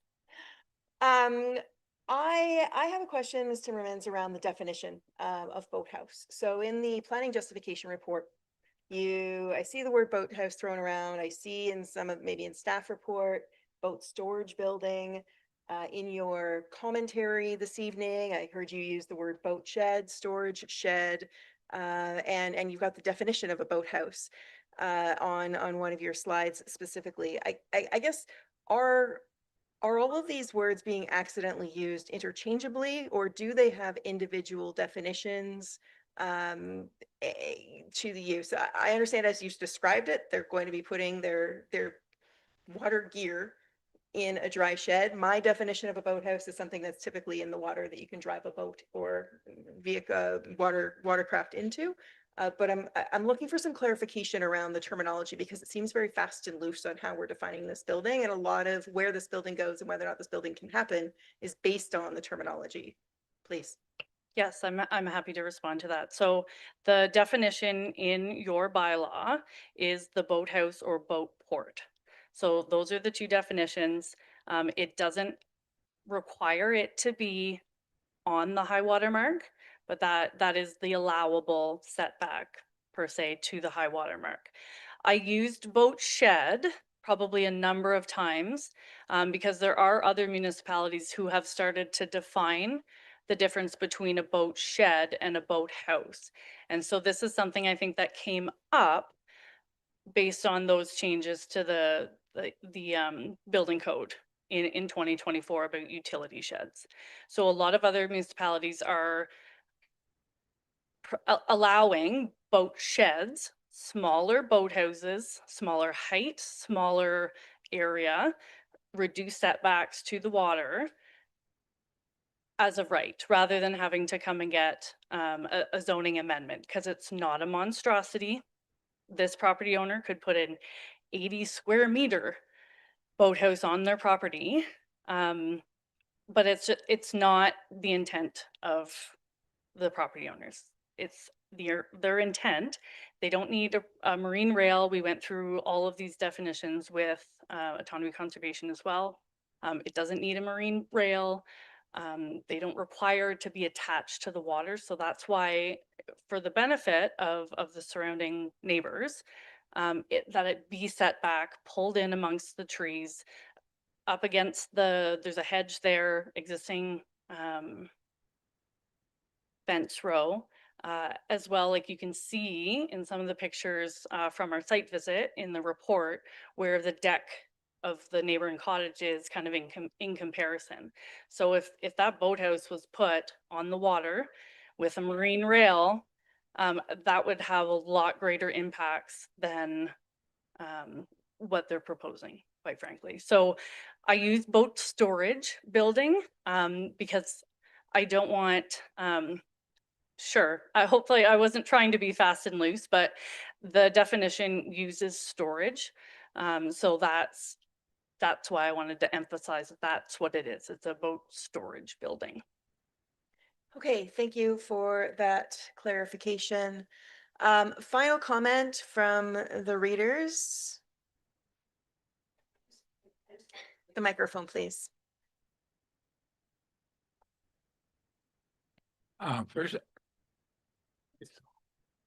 First off, the lady there referred to the fact that we had plenty of time to appeal all this and so forth. Once the building inspector came out and it was deemed that it didn't meet the allowances for the bylaws from the coming in from the property lines and so forth, the information as it went on, things came to a halt, and we weren't told by, I think, Heather, that it was confidential, that they couldn't report on how things were progressing. So we've been waiting there with that structure, sitting there on our view from our living room, from our deck, for the last almost a year. And until we got this notice for this bylaw change. So that is incorrect, that she said we didn't have our chance to dispute and get legal counsel. I feel really stupid. You guys are very smart. You know everything, what we're talking about. You do. I guess what we're asking for is, a lot's been thrown around tonight. We've received things in the mail just a few, a week or so ago. Again, that has to all be interpreted, but we're not the bylaw people. We're not the people, you know what I mean? We live in that house. So fortunately, our neighbors, they had time to go and they found someone to help them. And- All we're asking for is the opportunity to seek legal counsel. Yeah, and get some advice on what we're saying, because I almost feel that that application is asking for a zoning change. Well, I don't know a lot about zoning, but I know that if it talks to me about zoning and I stand on my property and it says so many feet east, that's towards me. Yeah, there's a fence there, there's shrubs there or whatever, but that's towards my property. I don't know about that stuff. So, I mean, they've gone out and they've got themselves planners, and that's great. We sat patiently, seriously, since last July, wondering what's going on? What are we gonna, what's happening?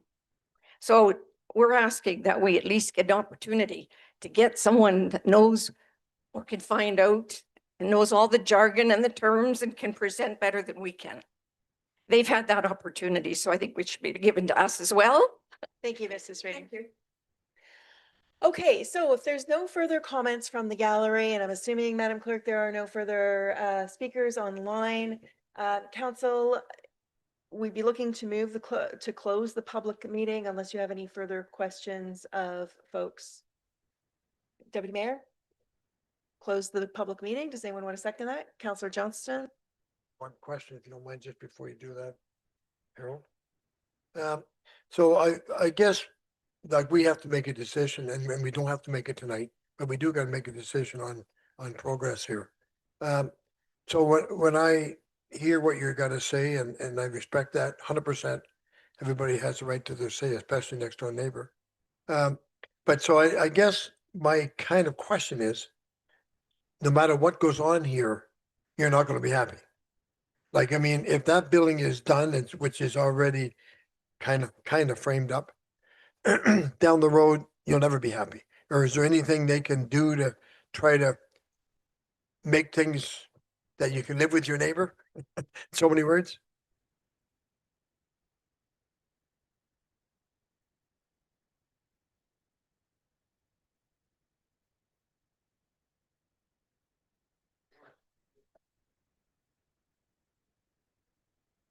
So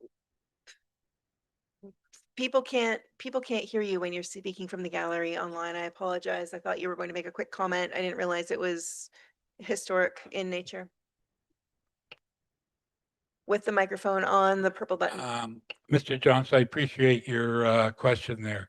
Yes, we were open to discussions with the neighbors of, well, where could we relocate it to that would not interfere with your view? And I've been told I wasn't given that opportunity. They never asked. They just said, we don't need a building permit. We can go ahead with this. And let me, just to address the gentleman next to you about the view, and that has come up in issues, okay? The view, there's people that have spent big bucks for condominiums that look over Lake Ontario and had a view of Lake Ontario. And then a developer came in and they built another condo right across the street from where they have a condo. And the condo owners got up in arms about, well, this just took away our whole view. It shouldn't have been allowed. Okay, Mr. And- Reader, I think Mr. Johnston was just asking for clarification on whether or not there's anything that might Oh, okay, I'm satisfy. Like, sorry. we're just trying to, Yeah, I was open for possibilities of changing the location. So I'm not sure. I'm quite upset about this, and I'd have to give it a little thought, but I appreciate you asking me. thank you for that. And I'd Mr. like to Reader. talk it over with my wife too. Thank you for that, Mr. Reader. Any other questions or comments before we close the public meeting? I believe, Deputy Mayor, you had made the motion already. Councillor Johnston, you're going to second that motion. Thank you. All in favor? That motion carries. Council, we're looking for a resolution. What would you like to do with this? Deputy Mayor? Madam Mayor, if we're ready, I'd like to move the recommendation from our staff that we move ahead with this. I don't see any outcome any different in the future. And I'm willing to make that motion to move the recommendation. Thank you, Deputy Mayor. Does anyone want to second that motion? Councillor Watt will second the motion. Any discussion on the motion? Councillor Johnston? Yeah, thank you to the chair. The way I look at it is that there probably would be possibly no change down the road. But I do think to pacify their concern, like I'm the first guy, which I've said over and over and over, I hate prolonging it and spending more money to do a project, which to me, this is a pretty small project, but to the neighbors, it's a big project. But I hate spending time and money. But on this case, I guess I'm going to have to disagree with passing it tonight and defer it for another meeting while they can get feeling better or worse or whatever it be and get their comment back. So that's my opinion. Thank you.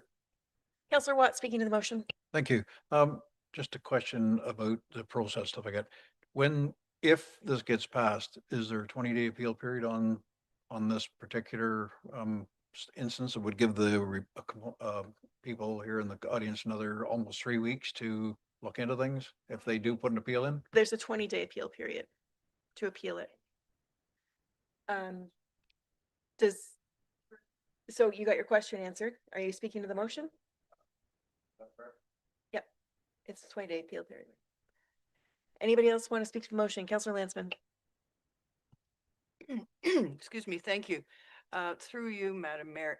So just so I'm clear, if it was passed, the 20-day appeal period starts.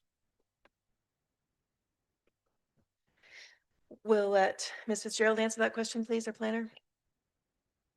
Thank you. Through you, Madam Mayor, to Councillor Landsman. The 20-day appeal period begins from the date the notice of decision is circulated. So typically we require the clerk to finalize and prepare the bylaw before they get sent out. It's usually a couple of days after the meeting. DAO Davis? Through the chair, members of the council, I just want to be very clear that if the decision is made and the appeal goes forward, the appeal isn't back to this council. It would be appealed. Their appeal rights would be to the Ontario Land Tribunal. The province of Ontario would then make the decision. Thank you for that clarification. Councillor Watt speaking to the motion for the second time. Sorry, one last. So if it gets appealed, let's say day 18, does that shut the process down until the appeal is looked after? Viewed, whatever, by the tribunal? Is this Cheryl or? Thank you. Through you, Madam Mayor, to Councillor Watt. Yes, that is correct. It would be the tribunal's decision whether to approve or deny the amendment at that point. Does anyone else want to speak to the motion that's on the floor? Okay, before I call the vote, I will speak to the motion. I feel for the readers and the situation that they're in. I agree that although Ms. Timmermans has said that, they've had since last July, since the structure went up, in reality, when a complaint is made, I know our departments don't communicate with complainants about the status of those complaints.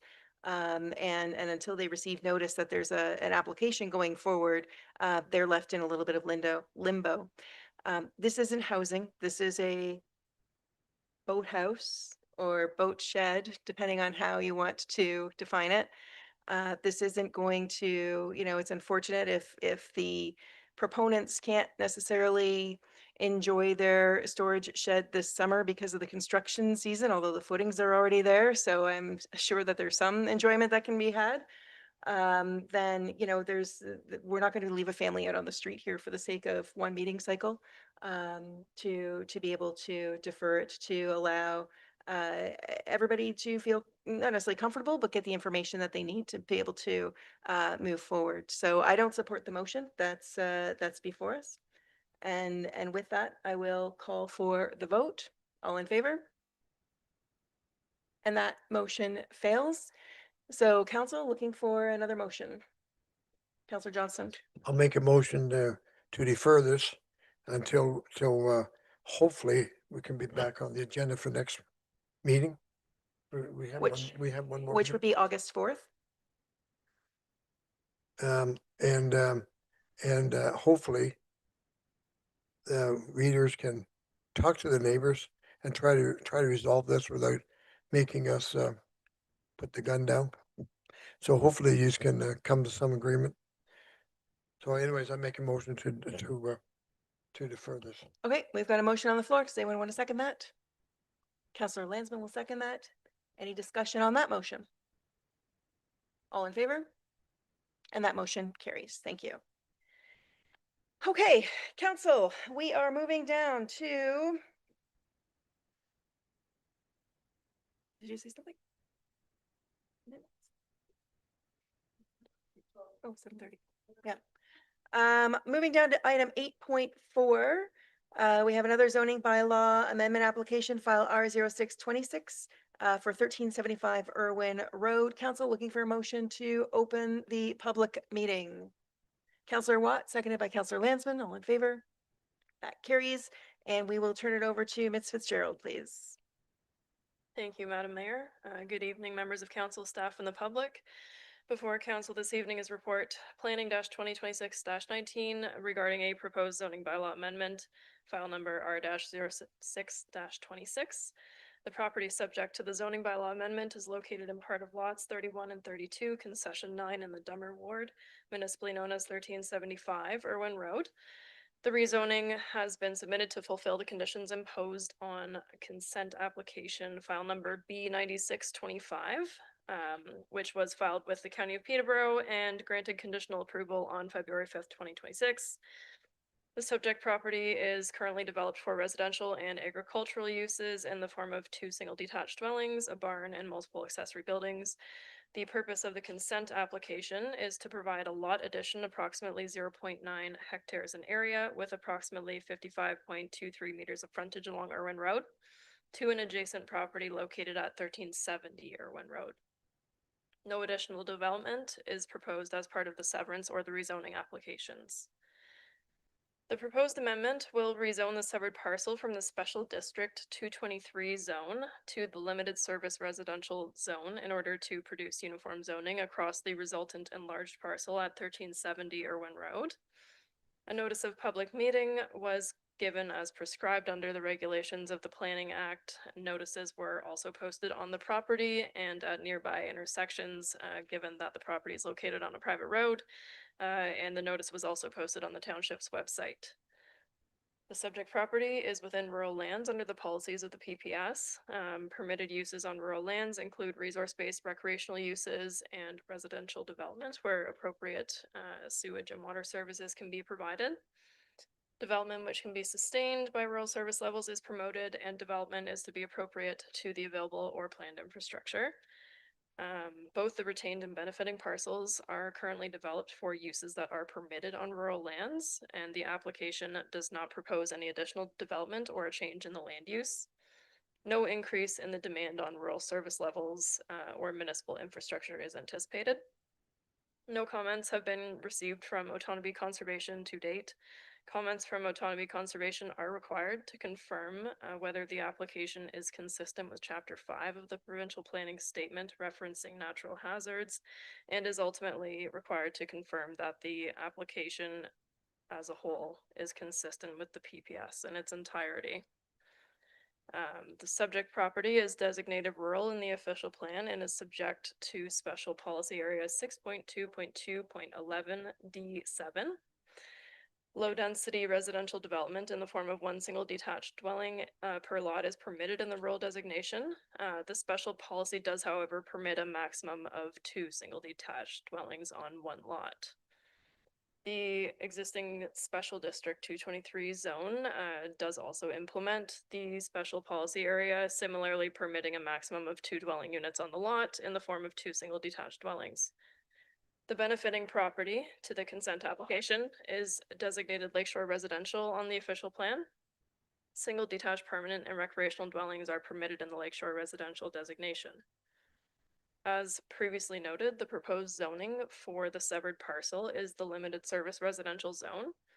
The limited service residential zone permits a maximum of one single detached permanent or recreational dwelling per lot, which is inconsistent with the permissions of the special policy area of the official plan. Notwithstanding this discrepancy, the official plan provides certain circumstances where minor deviations may be contemplated without the need for an official plan amendment, provided the intent of the official plan is not altered. More specifically, the official plan allows some limited flexibility for the interpretation of land use designation boundaries where they do not coincide with the property boundary.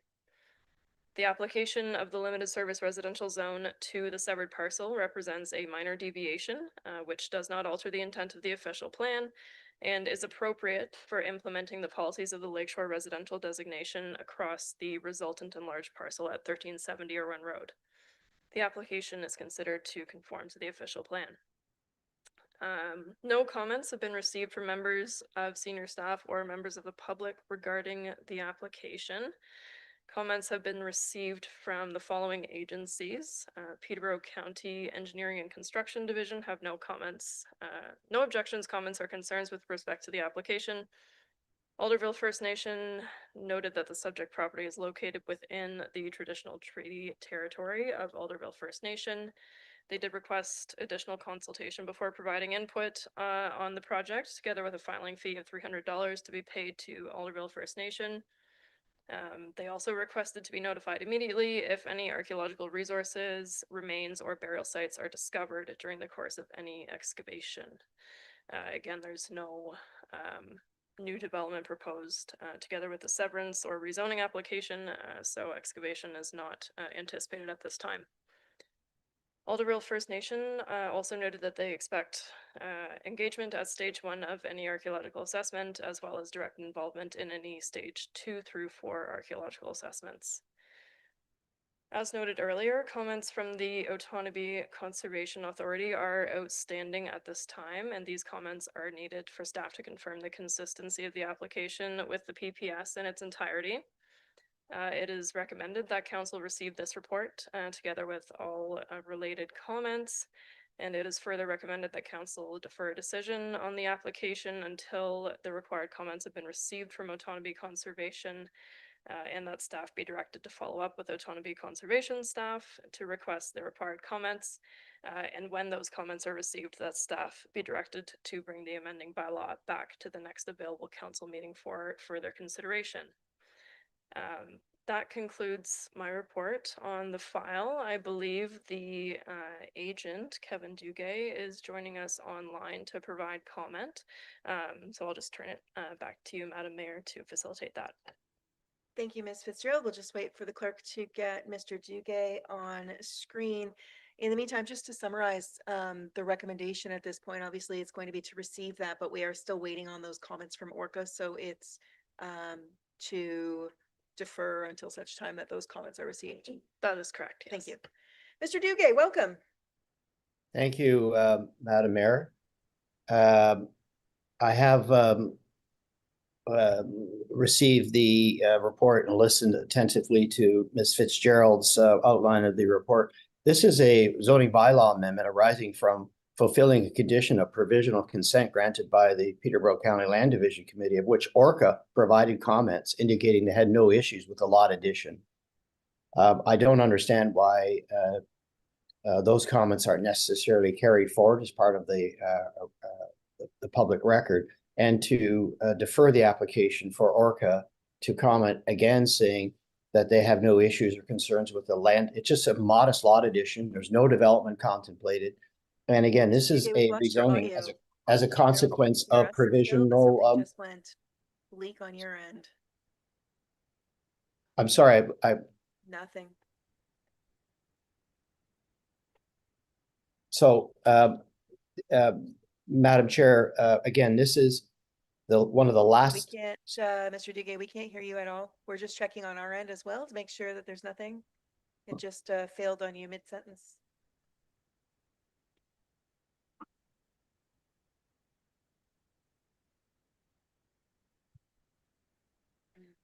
The classic, have you tried turning it off and on again? Yeah.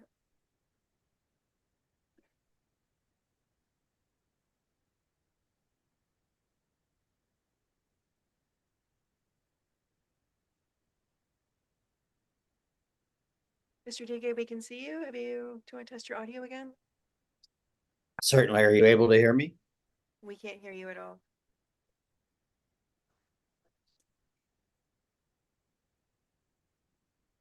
We're just testing it on our end as well. Mr. Digay, try again, please. Are you able to hear me now? We can hear you now. All right, I will, sorry, I had a meeting at 7 o'clock, but I will continue. And I appreciate this has been a lengthy meeting for council. And I appreciate how you've had to receive delegates thus far. But insofar as this staff report, which I listened to attentively and I'm in receipt of the report, this zoning bylaw amendment application is one of the last required steps of a provisional consent approval granted by the Peterborough County Land Division Committee. Orca commented on that application, the lot addition application, indicating they had no issues, no concerns. There's no development contemplated, just simply a small rectangular piece of land to be added from 1375 to 1370 in existing waterfront property. From my perspective, it's inappropriate that the matter be deferred in this instance because Orca has already commented on the lot addition application as part of the formal consent process, of which gave rise to this very application. I also noted the comments from Alderville First Nation. Again, there is no development contemplated. There will be no archaeological development. And all of the signatory First Nations to the Williams Treaty were all involved and had opportunity to comment on the lot addition application. And at that time, there were no comments with respect to archaeological or related concerns. So I make myself available now, Madam Chair, to council, or excuse me, Your Worship, to council in the event there are questions. And I believe Mr. Irwin, property of owner of 1375, may be in your gallery. Thank you. Yes, Mr. Irwin has identified himself in the chambers. Thank you, Mr. Dugay. Any questions of staff or the agent at this point in time before I open it up for the owner or any public comments? Seeing no questions, does the owner wish to speak to the file? Floor is yours, sir, from the microphone. Please state your name for the record as well.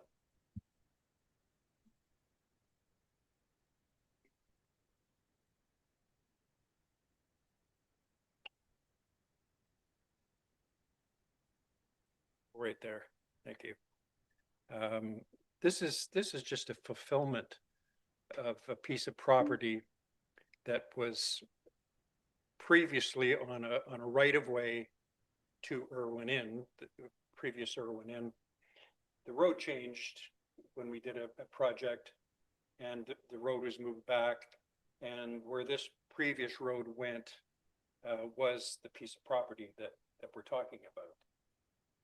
Unfortunately, it ran up, the division ran up to within about 20 meters of the cottage that people have purchased there because of this deviation that was on a previous road.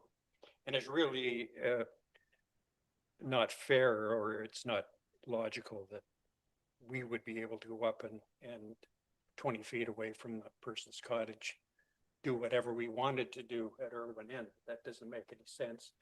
And I don't have any problem with doing it. I think it's something that I agreed to do when this roadway went through a few years ago, when the project that is there now was done, that I would give this basically to them in consideration for the situation that they were in, with Irwin Inn property being so close to where their cottage is. And they were, we'd never been on that piece of property, but to them, somebody could, I suppose, go up 20 feet away from their door and do whatever from Irwin Inn, which isn't right. So this is just to fix that problem. Thank you for that clarification, sir. Okay.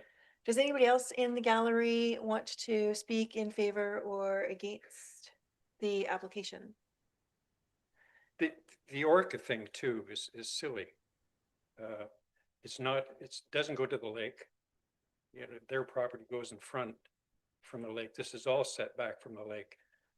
There's no development going to be put on the piece of property. The missus of the property, if there's a tree that falls down on the property, it stays there. They don't do anything with it. They're very inclined to keep nature just exactly the way it is. And they're very good neighbors. Very good neighbors for the lake and the area. They want privacy, and this is their issue, is their privacy that could happen. But like I say, there's nothing going to happen on that piece of property. And I think the Orca thing is crazy. Okay, thank you very much. Madam Clerk, is there anybody online who's wanting to speak?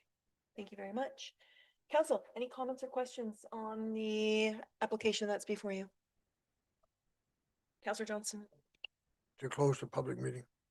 thank you. Does anyone want to second that motion? Deputy Mayor Nelson, all in favor?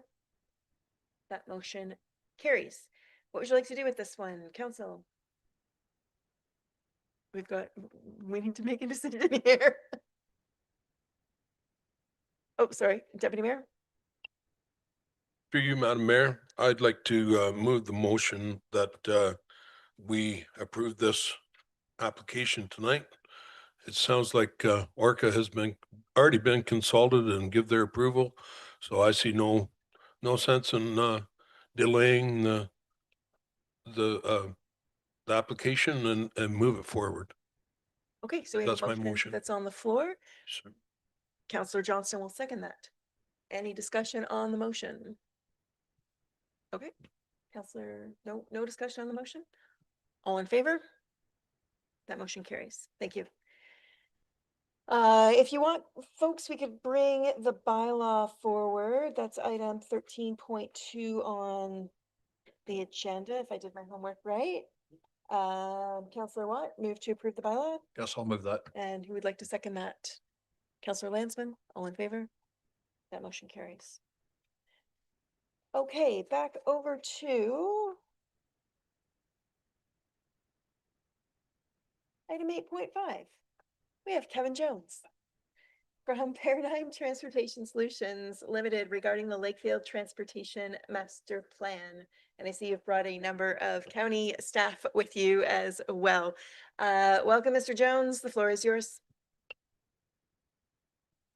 Thank you, Your Worship, and members of council. My name is Kevin Jones from Paradigm Transportation Solutions. We've been hired by the county to undertake a transportation master plan for the Lakefield Road Network area. And I'd just like to acknowledge, as part of this project, it is a county project, but we have been working with both Selwyn and Douro-Dummer Township staff as they've helped us work through the project and understand issues and concerns that may be applicable to the various townships. So I just want to acknowledge that contribution to our project. So first slide. This project has been undertaken in accordance with the municipal class EA process, approach number 1. And really what that means is we go through the first 2 of the 5 steps of the municipal class EA process, which examines the problem and opportunity to be solved and the range of alternative solutions, coming up with a recommended alternative solution. We have had consultation throughout the project. In October, we had our first public open house in Lakefield to introduce the project and introduce the problem statement that we're attempting to solve. We had our second public information center in May of 2026, again in Lakefield, to present our preliminary recommendations to the public for feedback. And we're looking to file the notice of master plan later this summer. Next slide. This study is really about following up for the county to undertake a transportation master plan to deal with growth in the Lakefield area. As part of the study, the county is looking to assess the long-term needs for a second bridge crossing of the Otonabee River. And if justified, identify the preferred location for a second crossing so that can be protected for long-term purposes. And then as well, we're also recommending some interim traffic improvements to accommodate near-term growth in the study area road network. Next slide, please. So key study background and issues, this has not been a new initiative. It started with the 2014 Transportation Master Plan, which looked out to the year 2031 and identified some issues in Lakefield on the main street with capacity going to be exceeded and the need to come up with a solution. At that stage, a new river crossing was recommended, but nothing was ever put in place to protect a future corridor. The county updated the Transportation Master Plan in 2022. Then they looked out a little bit further to 2051 horizon and confirmed the need that yes, by that time, capacity will be exceeded in Lakefield on a regular basis. And they recommended this study, this future study, to investigate options for a new bridge crossing in the future and to protect a corridor for that. So as part of the work, we've updated sort of our understanding of growth in the area, future growth in Lakefield. By 2051, Lakefield's supposed to grow by about 3,500 new residents. That's going to put some pressure on the existing infrastructure on both sides of the river. And we also looked at things like truck volumes. So, you know, this corridor is one of the only crossings between Peterborough and Young's Point. And it is a popular route for trucks. There's about 700 trucks a day that use sort of County Road 29, Queen Street, and Bridge Street as they come through Lakefield. So as part of that, the key needs we've assessed as part of the study is that, you know, Bridge Street and County Road 29 is expected to operate at or over capacity by 2051 if nothing is done. And any impacts to the existing bridge would sever the community. There is no alternative in Lakefield. So if the existing bridge needed to be closed for emergency repairs or worse, you know, that would impact emergency response, access to schools, access to businesses, and so forth. The other thing that was noted by a number of stakeholders is there is a lack of comfortable cycling facilities using the existing bridge. There's narrow sidewalks, relatively narrow lane widths, and that makes you know, active transportation a little bit difficult. Again, severing access between the trails on the east side of the river and the community on the west side of the river. Next slide, please. As part of our initial assessment, we did look at 5 different crossing locations and did a sort of an initial assessment of those locations. As a part of that work, we screened out option number 5, which was a new bridge road alignment along the 5th line corridor. Essentially, it's too far away from Lakefield to attract enough traffic to solve the problems that this project was intending to solve. And even though it would get some usage, it really wasn't solving the intent of this project. So that was screened from further consideration. The other 4 options were carried forward into a more detailed evaluation, which I'll speak to very briefly. So to support the evaluation, we did a number of background reviews. On the next slide, we looked at updating our growth forecast. We have a transportation model of the entire county and the city included that models, you know, traffic flow on the road network based on growth and regional travel patterns and forecast that into the future, you know, what will happen with growth when it occurs. We did an assessment of natural environmental features in the study area, including watercourses, wetlands, woodlands, habitat areas. We looked at cultural environmental features like archaeological resource potential, built heritage resources within the community, but also with the Trent Severn Waterway, which is a designated historic site.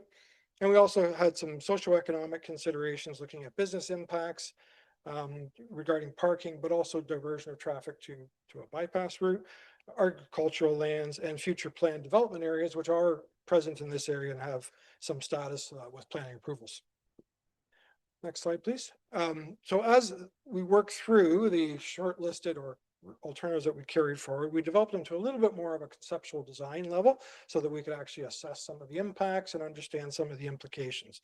On this slide, it's quite busy, but the 2 on sort of the left side of the slide are option number 1, which is widening the existing County Road 29 Bridge Street corridor to 4 lanes and 5 lanes actually, because they've already got a center turn lane through most of that area, and continuing that right through into the village. Alternative 4 was the new crossing at 6th line. And I separated them separately because those are 2 very extreme ends of the study area. The next 3 alternatives on the right side of the slide both follow essentially different alignments using the 7th line corridor as the starting point on the west side of the river, but terminating at a different location. So alternative 2A and 2B both terminate in different ways at County Road 33 to make the connection on the east side of the river. And alternative 3 continues a new roadway all the way out to Highway 28 from an extension of the 7th line. And those are very similar in a lot of respects, and that's why I did group them together that way. Next slide, please. As part of our evaluation, we looked at 27 different criteria. I've tried to roll them up here into a summary. All the different criteria were grouped under transportation and technical criteria. How well does it work? Can it be designed appropriately? Are there some technical issues with any of the alternatives? Socioeconomic criteria was looked at business impacts, but also impacts to properties and other sorts of features. Cultural and environmental considerations looked at things like cultural heritage resources, impacts to the waterway, archaeological concerns and archaeological potential in the area. And then natural environment looks at all the different natural environmental features of woodlots and fish spawning areas and habitat areas. And then some climate change considerations in terms of how well an alternative deals with climate resiliency. As you can see, alternative 1 and alternative 4 rank the worst in a number of the different criteria. Widening the existing County Road 29 would require taking out all of the on-street parking in downtown Lakefield, which would be a significant impact to the business owners. That's why it ranks poorly on socioeconomic factors, and would also impact a number of properties and designated heritage resources. So again, it doesn't rank as highly on those areas. Alternative number 4 was the worst performing alternative. That's a 6-line corridor.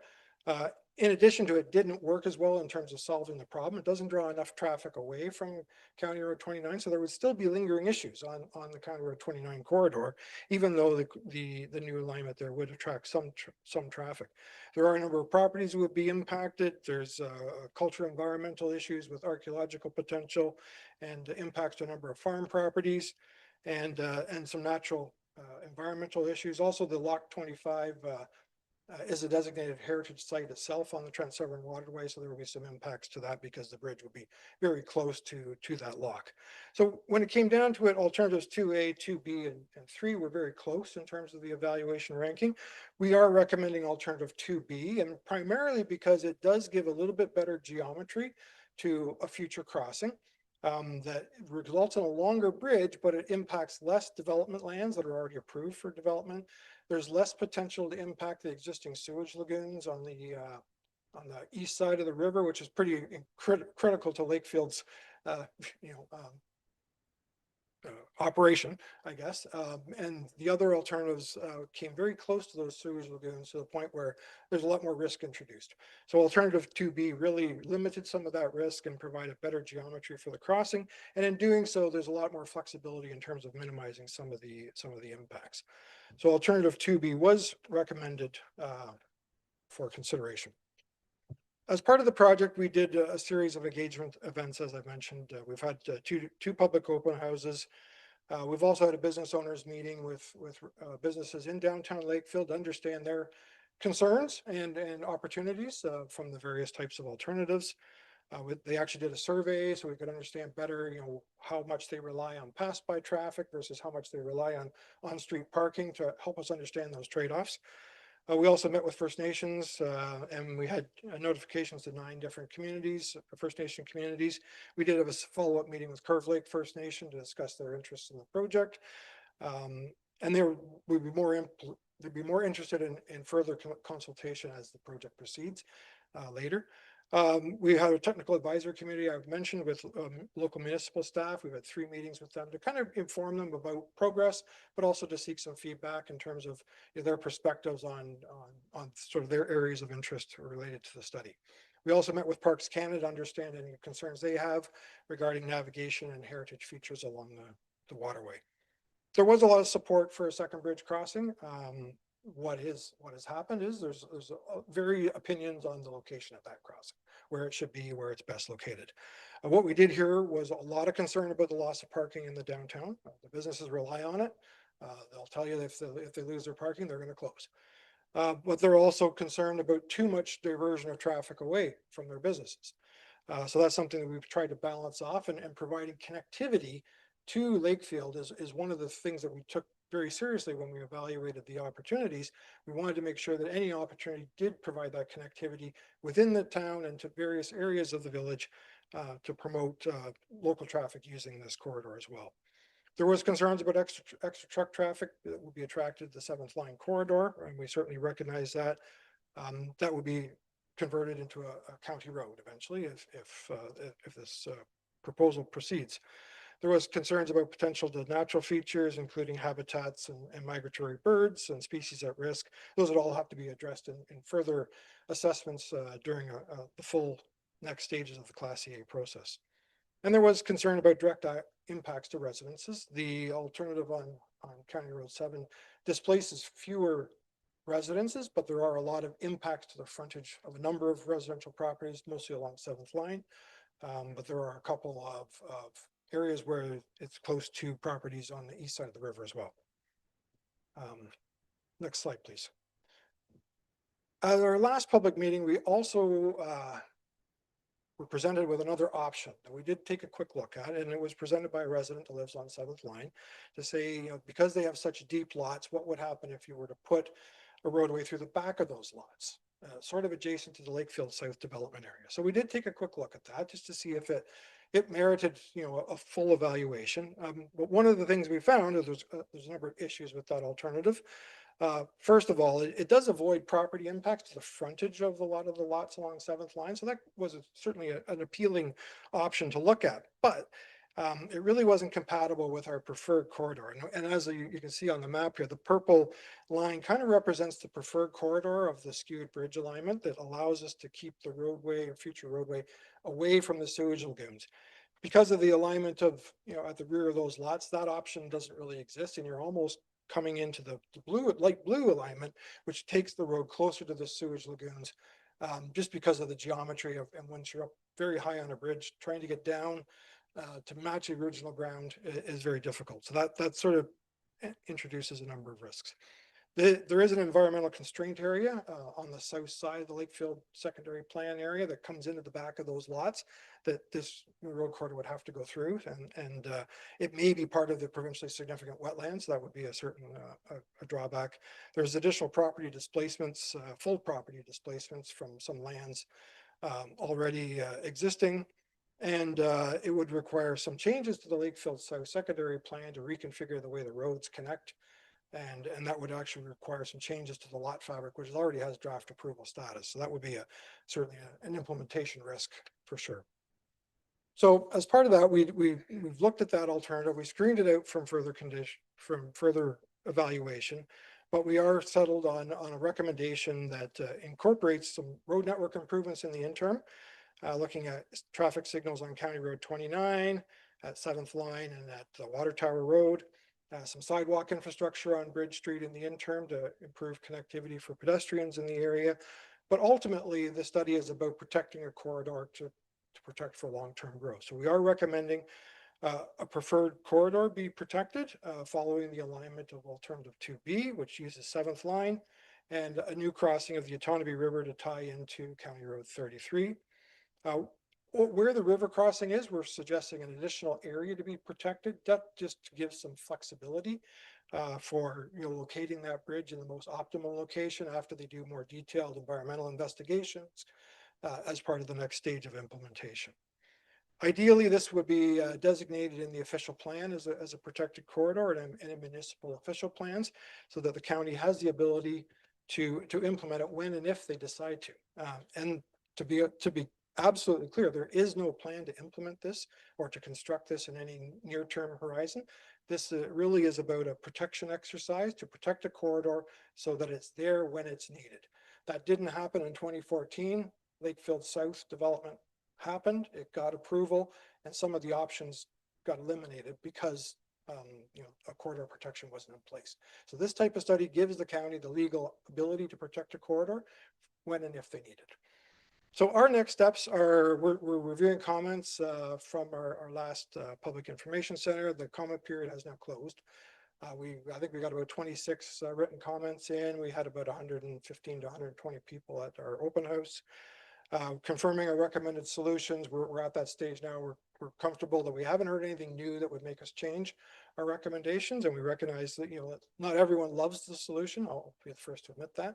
But we think we've balanced off all the different trade-offs in the study area to come to the right solution for long-term protection.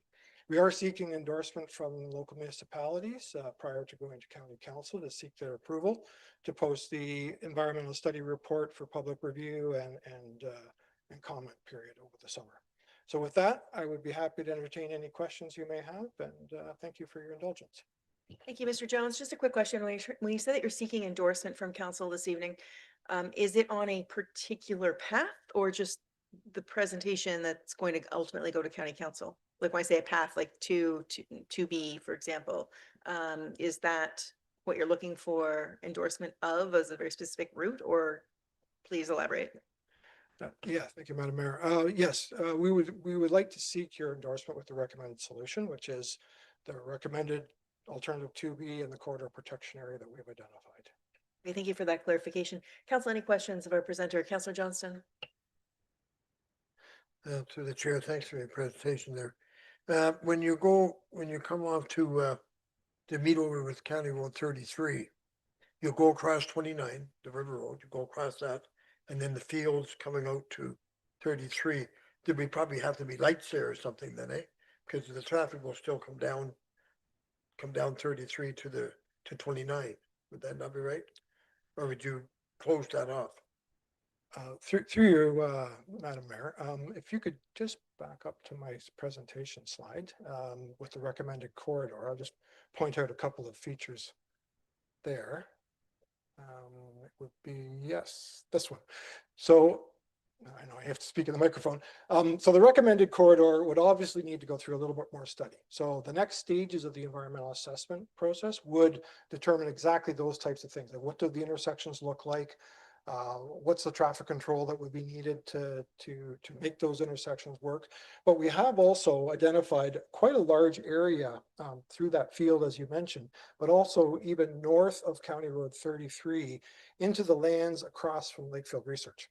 And the reason for that was to allow some flexibility during the next stages of planning that they could look at realigning Concession Street through the parking areas to make this line up into a sort of a four-way intersection with the new road. And that would allow the parking lots for Lakefield Research to be closer to their building so they don't have to cross a busy road. But it would require a little bit more construction. So that would be something that would be investigated at the future stages. So we did recommend protecting that property just to allow that flexibility for the next stage of work, which would have to go through sort of all that environmental planning, more public consultation to refine the actual location and the actual conceptual design for the improvements, but also any mitigation measures that, for any environmental features that do get disturbed. So that would all be done at the next stage of planning, which could be 20 years from now, depending on when and if the county decides to implement the next stage. I just got one more question. Well, saying that, I would imagine that you would close that off going south, going west, because then the people can get on the river road. There must be going to be lights or something on County Road 29. We'll let people go into Lakefield. I guess my other question is, I know what you're doing here, but there's been so many comments on the bridge itself. Like, is there, I know you're doing a study for the big picture, but is there life expectancy on the bridge when they're going to have to start to repair it? Through you, Madam Mayor. Well, the county is undertaking an existing project to rehabilitate the existing bridge on County Road 29. So I believe that's scheduled for construction 2027. Doug's nodding his head, thank you. So that's going to just do a rehabilitation. So that's going to fix what's there. It's not a widening, it's not an improvement, but it's to maintain the integrity of the existing bridge. And bridges can last a long time if you maintain them and repair them. So that's a good thing. So this study is really about protecting that corridor for the long-term future, and where would you put a new bridge if and when you decided to do that. Thank you, Mr. Jones. Before we jump into questions, could I, just looking at the time, we need procedurally a motion to extend the hour. Councillor Watt will make that motion. Councillor Lansman will second that. All in favor? That motion carries. Thank you. Councillor Johnston, were you no further questions? I had Deputy Mayor Nelson and then Councillor Watt. Thank you, through the mayor. Thanks for your presentation. I have a couple of questions. Just on the truck traffic and the current truck traffic. Have we actually kind of looked at maybe trying to create, this is maybe more for Doug, maybe in the audience, but have we actually looked at trying to limit the amount of truck traffic that's currently going through Lakefield. Um, I know there's probably some that has to go through Lakefield, but have we looked at other options that we could move some of that truck traffic in the meantime to another route?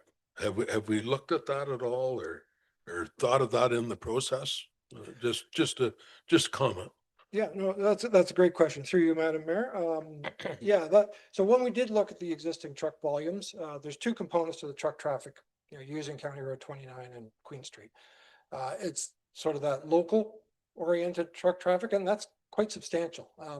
When you look at the deliveries into downtown Lakefield, the traffic that just kind of goes through to the industrial areas on the west side of the river, there's quite a bit of that local, what we call local generated traffic that's going to be there regardless. Even if you put a new crossing in, it's still likely to be there. Some may use a new crossing in the future as long as you maintain connectivity to the road network in Lakefield so they can actually get to their location where they're delivering.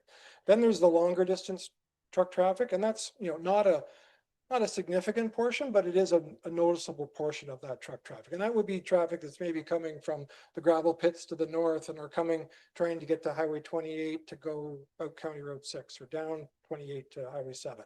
Or it could be traffic from Bridge North, a little bit longer distance traffic. So there's a lot of that kind of truck traffic that could be enticed to use a new corridor. They might go to another corridor, but the options are, again, quite a ways out of the way. You either have to go up to Young's Point to cross, or you got to go down to the city and fight with the traffic around Trenton University. So, those options really aren't overly desirable. So that's why a lot of that traffic isn't likely to move, just through other more passive measures like putting up signs or something like that. And you can't restrict trucks because a lot of the trucks need to be there anyway to service their destinations. Right. Thanks for that. And just something further from the bridge. I know I kind of know a bit of background about this bridge in Lakefield, and I kind of agree with you on, or I don't kind of agree with you. I do agree with you on extending this bridge. It still leaves us in limbo. If there was an accident on this bridge, on the current bridge that's in Lakefield now, doesn't leave us with a lot of room or options for fire, ambulance to get to the other side, either one side or the other, to get to the other side for people that are in desperate need of ambulance service or fire service. And I believe that's a huge problem. Or looking at it in that regard. So just a comment that I had. Thank you for your comment. Sorry, my mic's on. Sorry. We're all good. Thank you for your comment, Deputy Mayor. I just remind council, we only have about a half hour of total meeting left and a number of staff reports to get through as well. So I ask that you keep your commentary minimized and just stick with questions to get your questions answered while Mr. Jones is here. Councillor Watt? Thank you, through you, Madam Mayor. Thank you very much, Kevin, for coming and presenting this to us. The section that was just up there, that showed going across the 7th, that'll just be back up on the screen here in a second. Just for the people online and people that are still left in here, can you just quickly point, like, I always get mixed up. County Road 33 isn't really the boundary between Lakefield and Douro-Dummer. It's actually further to the south, but I'm not quite sure how much of that purple line actually goes through our township. It doesn't look like very much, even though it is still part of ours, but I'm just not sure where it's going to go through there. If you have that idea, please. Through you, Madam Mayor, I will try to depict that appropriately. I may get it wrong.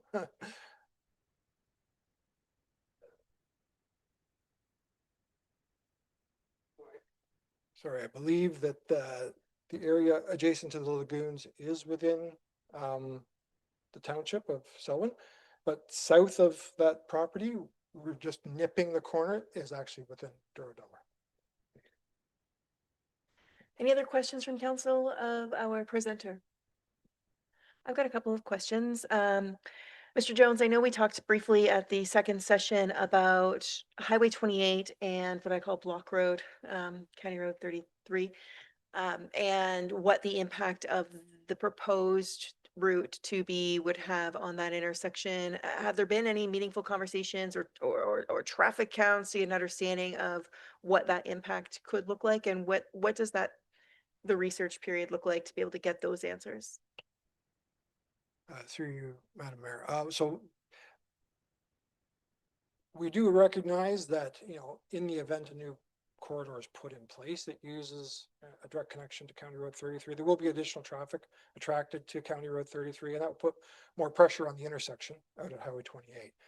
The next phase of the study would look at, what do you do with that? Do you signalize it, which would likely be the case?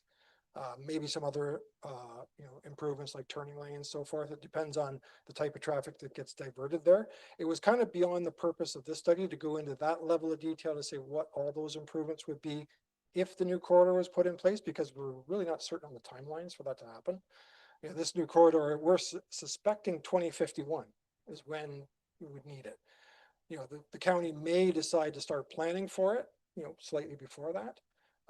But as we all know, growth forecasts are never wrong. It's only the year that's wrong. So, things could happen a little slower. Growth could change.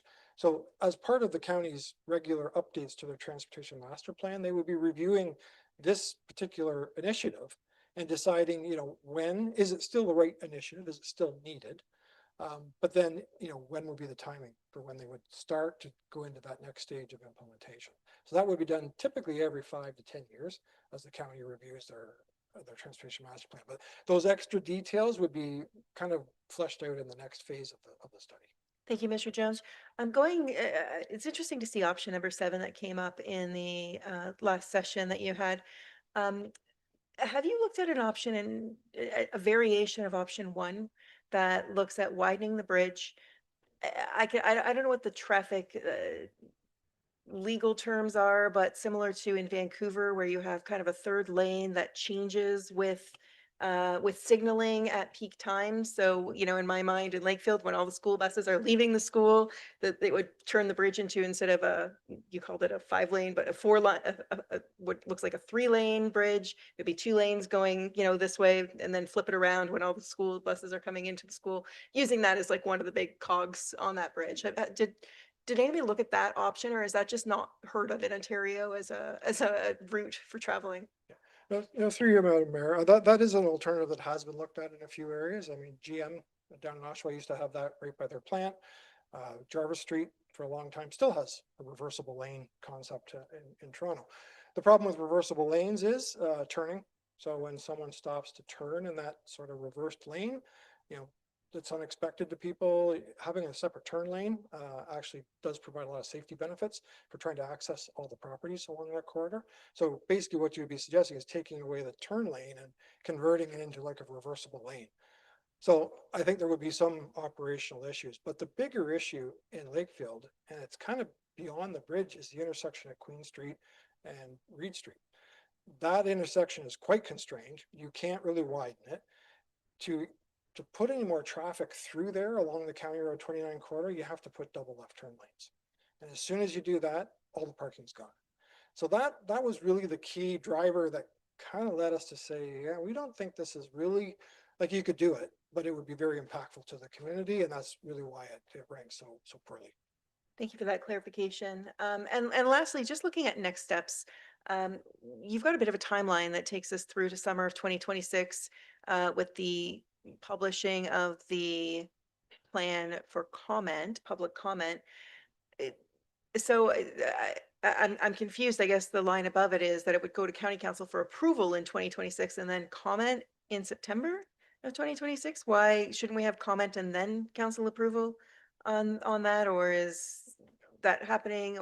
And what happens post 2026? Like, at what point in time do those lands actually become designated in the official plan, and the impacts to those landowners take effect? Okay, I'll try and deal with it through a bunch of questions there, but thank you through you, Madam Mayor. So yeah, what we suggested is there's a formal part of the EA process that requires to file a master plan for public review. So we would be planning to go to County Council in August of 2026 with our draft report and seek their permission to post it for that public review period. Then there's a 30-day review period where the public are invited to submit their comments. And, we consider those comments and decide if there's any changes or maybe some extra mitigation measures or whatever that might be required in the master plan. Then we file the notice of completion. And that sort of ends the master planning process. The next stage would be for the county, as part of their review of the official plan or any official plan updates, to use this completed master plan as the basis to make a change to their road network schedules in their official plan to provide this protected corridor designation. And that's really all that would happen in sort of the near term.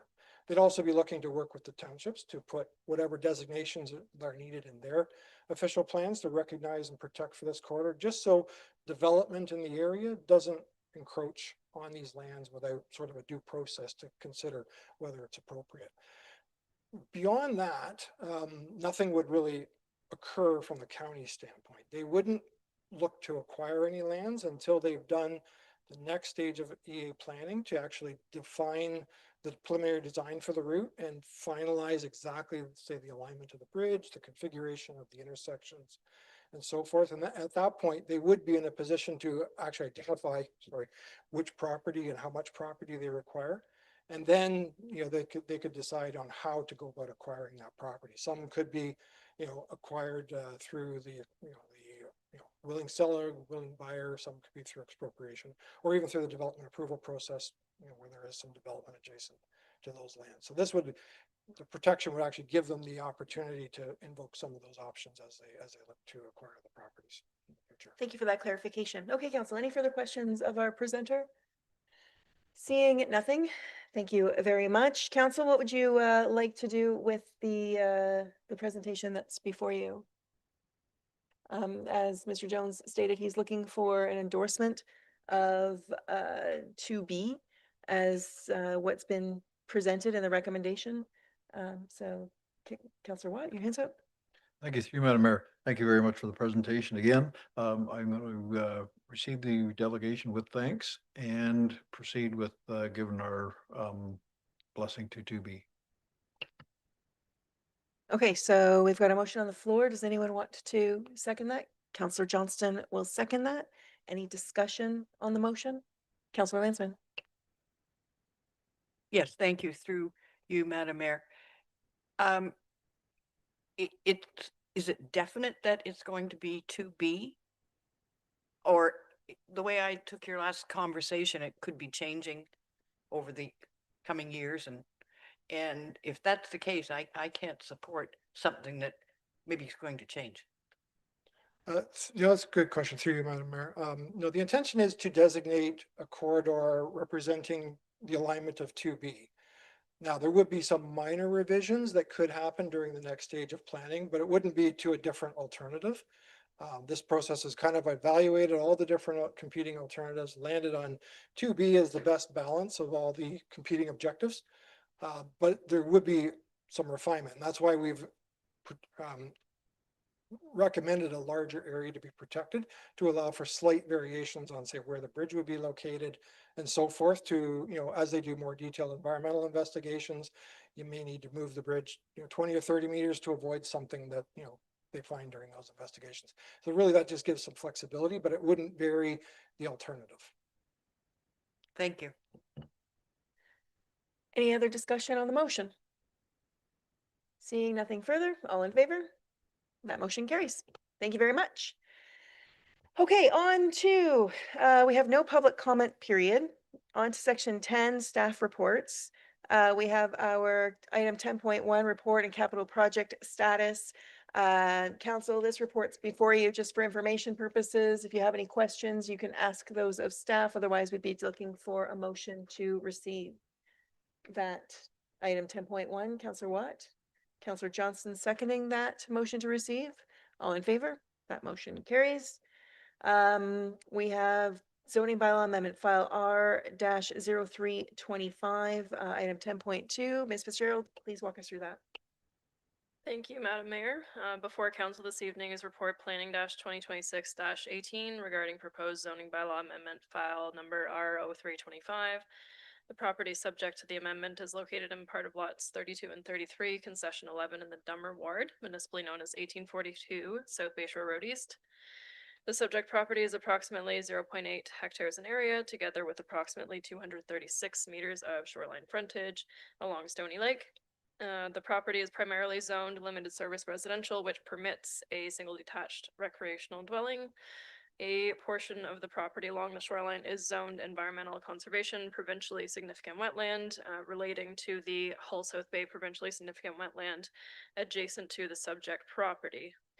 The property is currently developed for recreational residential use in the form of a one-story single detached recreational dwelling, together with a boathouse and utility sheds. The existing dwelling is considered non-complying due to deficient water yard setbacks, as noted in the report. The existing development is serviced by private individual septic system and water supplies drawn from the lake. The application proposes to rezone a portion of the property from the limited service residential zone to the special district 263 zone to facilitate the demolition of the existing recreational dwelling and its replacement with a new enlarged two-story recreational dwelling. As proposed, the new dwelling requires relief from the regulations of the limited service residential zone to permit reduced water yard setbacks of 12.73 meters to the north, 13.75 meters to the east, and 18.11 meters to the south, as well as an increased building height of 9.21 meters. The existing boathouse will remain as is, and the existing utility sheds will be removed to accommodate the proposed dwelling. A new private individual septic system is also proposed, and water supply will continue to be drawn from the lake. A public meeting for the application was held previously on April 21st, 2026. At that time, staff determined that the application is consistent with the provincial planning statement and conforms to the official plan pending approval of the concurrently filed official plan amendment application. The official plan amendment application was approved by the County of Peterborough on May 20th, 2026, and no appeals were filed prior to the statutory appeal period on June 10th, 2026. The official plan amendment is in full force and effect as of June 10th. Staff's position on the application has not changed since the time of the public meeting. The proposed zoning regulations also remain the same, save and except for the deletion of the holding provision, requiring the owner to enter into a site plan agreement with the township. The applicant has already filed a site plan approval application with the township in advance of the public meeting, which has since been deemed complete and circulated for departmental and agency comment. So given the advancement of the site plan approval application, staff are of the opinion that the use of a holding provision is no longer necessary to secure that. The rezoning application meets the intent of applicable provincial and municipal policies. Upon receiving all comments related to the application and with all comments being addressed prior to or during the previously held public meeting, it is recommended that council approve the application and proceed to enact the amending bylaw at the appropriate time during the council meeting this evening. That concludes my report. I'm available if there are any questions. Thank you, Ms. Fitzgerald. Council, any questions of our planning staff? Seeing nothing, what would you like to do with this one? Councillor Watt? Yes, I'd like to move the recommendation, please. Okay, does anyone want to second that? Deputy Mayor Nelson, any discussion on the motion? All in favor? That motion carries. Thank you. On to item 10.3, South Park stair replacement through recreation facilities. And I believe CEO Davis, you're going to take us through that. Thank you, Mayor Watson. Through you to the members of council, just bringing forward this report on behalf of the manager of Parks and Recreation, or Recreation Facilities, sorry. As you recall, in the budget, 2026 budget, we had budgeted $24,000 to replace the stairs at the South Park. And we've gone out to market, and this is the result of that. It's pretty straightforward.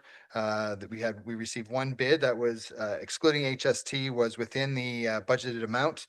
And that is the recommendation. We recommend awarding this project to Zenner Landscaping. Happy to take any questions you may have. Council, any questions on the staff report that's before you? Councillor Johnson? Well, not necessarily a question, but I'm going to make a motion that we have Drain Brothers do this project. Okay, so I'm just pulling up the note on that. So The motion is to move forward Drain Brothers. Mhm. Does anyone want to second that? CO Davis, would you like to speak to that, please? Sure, through the chair to members of council, just would remind you that the approved budget for this project was $24,000. The quote from Drain Brothers is not the lowest compliant bid on this project. It is it would be over budget, which is fine. I just want you to be well aware before you move forward with something like that. Okay, so I'll call again. Does anyone want to second that motion? Seeing nothing, then that motion fails. Does anyone want to make a different motion? Deputy Mayor Nelson. I'll make a motion, we follow the recommendation. Okay, and who would like to second that? Anyone want to second it? Councillor Watt? Any discussion on that motion? Councillor Johnston? Through the chair, like I understand that they're lower when within the budget. But the thing is, Drain Brothers is in our community. They do so much for us. They own a lot of properties, pays a lot of taxes on our stuff. And even though they're not the lowest bid, that's why I still would like to see them engaged. Okay, does anybody else want to speak to the motion? Deputy Mayor? Yes, through you, Madam Mayor. The reason why we put out tenders and put that out to the public is so that we get some of the best prices and the quality of work that we are looking for. Unfortunately, it's unfortunate that sometimes people that live in this community aren't able to provide us with the lowest tender. And I think we have an obligation to follow our procedurally, we have an obligation to follow our procurement policy. And when we're going outside our procurement policy, we open ourselves up for liability. So I'm not in favor of your recommendation. Okay, but but you're speaking sorry. to the So motion, I'm which is speaking your to motion. my motion. Yeah, Yes. okay. Sorry. Yes, that's what I meant. Thank you. Councillor Johnston for the second and final time on the motion. Yeah, well, I understand where you're coming from and thanks for that. Wasn't too long ago that we had another project and you didn't go with the lowest bid and you jumped outside that. So that's why I am suggesting this. Okay, so we do have a motion that's on the floor that's been duly seconded. Is there any other discussion on the motion? Seeing nothing further, all in favor? And that motion carries. We are on to item 10.4, fuel supply contract extension. CAO Davis, you're going to take that one on? Through the mayor to members of council, this is a very straightforward report. It is for your information. We have a contract currently for fuel supply through WO Stinson and Son Limited. We've achieved that in 2021 through the Kawartha Collaborative Purchasing Group. We had with an option to that original agreement was for 5 years. We had an option to extend for a further 5 years. And under the authority I have under the procurement purchasing bylaw, we've extended that contract. Happy to take any questions you may have. Any questions on the report, Councillor Johnston? No, I just want to make a motion to follow the recommendation from the chair. It's just a motion to receive for information because it's through. Oh, okay, receive it. Does anyone want to second Follow that motion? recommendation. Councillor Landsman, do I see your hand up? Any discussion? All in favor? That motion carries. On to item 10.5, sale of surplus equipment, building department boat. Mr. Hellman, or do we want to defer that?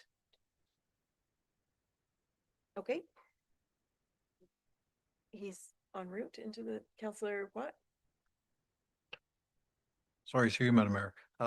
Because this is, we go through our agenda and stuff like that. We do know what it is. Can we just go ahead and approve the recommendation, or do we need a preamble on it? Mr. Hellman is joining us. He can give a brief preamble in light of the very short time that we have. Thank you very much, Madam Mayor and Council. Yes, so before you again, you have my report 2026-04. The information is in the report and I will keep it relatively short and sweet. We're looking to sell the building department boat that was purchased as an approval in the 2024 budget year. With the revamp of the discretionary sewage system maintenance inspection program zones, the island zones are getting inspected in I believe it's in zone 9 and 10, which we anticipate more than 5 years out. And just given storage issues and some maintenance, additional maintenance costs, we think that the appropriate method now is get rid of the boat, which would have been the cause for the fire department anyways, and then relook at how we're gonna to get to the islands for the inspection. I think there's many different ways we can do it, and potentially maybe a little more efficient than our own boat for the tax for our rate base. Okay, thank you for that. Councillor Watt, Move the recommendation. does anyone want to second that? Councillor Johnston, any discussion on the motion? Councillor Landsman. Thank you. Through you. I'm just looking at the the report for that. Did the boat actually arrive here? It says here the boat was not purchased. Through you, Madam Mayor. Councillor Landsman, the boat was a surplus boat from the fire department. So the original discussion that was passed by council was to buy a new boat. Then the building department brought forward a presentation in conjunction with the fire department that they were time for a new boat and they needed one that served them better. So they purchased a fire department boat and we purchased their surplus equipment. So yes, argumentatively, both boats are here. The fire department's new boat and the building department's surplus boat. And then Just seems if you have it and it's not in bad shape, you could continue to use it. That's just my thought, but okay. Thank you very much. So we have a motion on the floor that's been moved and duly seconded. Any further discussion on the motion? All in favor? That motion carries. Thank you, Mr. Hellman. On to 10.6, Ms. Grenier, a highlight of the report, please. Try to keep this short through you, Madam Mayor, to members of council. So I'm presenting the Township's 2026 Asset Management Update. It serves two purposes. It provides council with the Township's annual update on implementation of the 2024 Asset Management Plan, and it fulfills the Township's annual review requirement under Section 9 of the Ontario Regulation 588/17. So overall, the Township has made some measurable progress on the asset management plan. I'm just going to skim down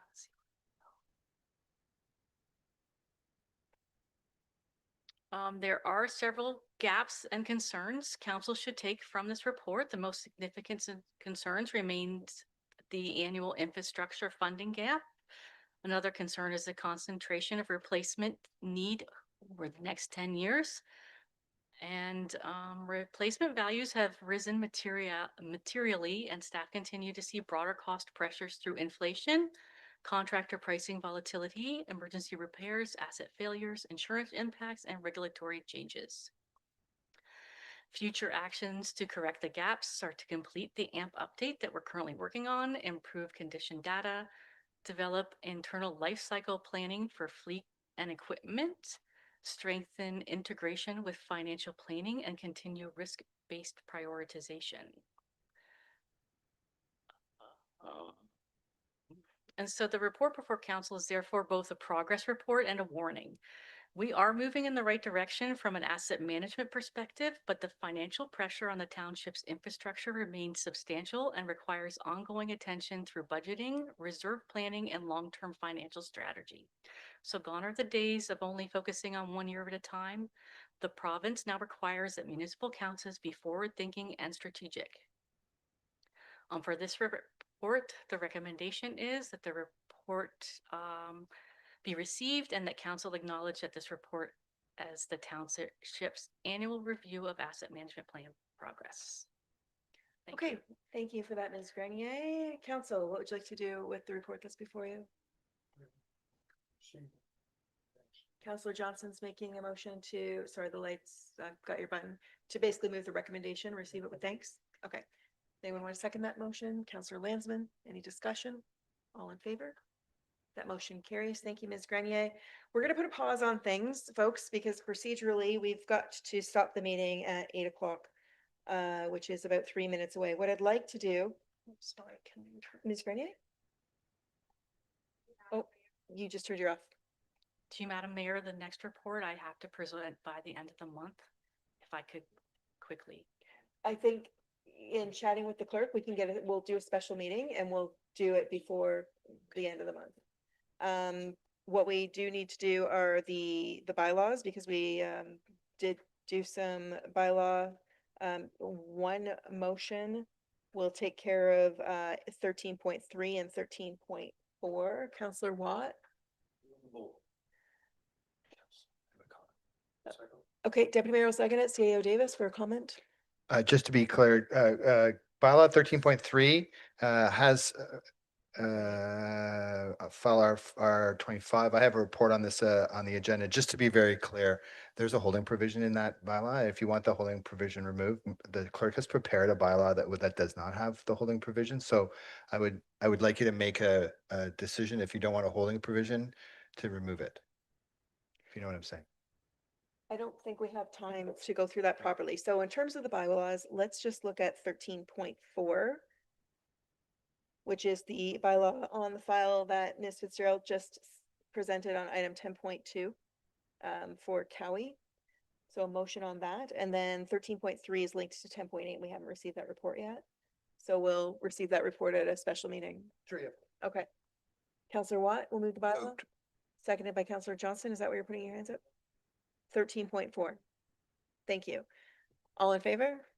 That motion carries. The balance of the items will be deferred for a special council meeting. Can we do the confirming bylaw? Yeah, just a motion on the confirming bylaw, please. Counselor Landsman, Deputy Mayor Nelson, all in favor? That motion carries. Motion to adjourn, please. Counselor Watt, Counselor Landsman, all in favor? That motion carries. Thank you. Have a good night, everyone.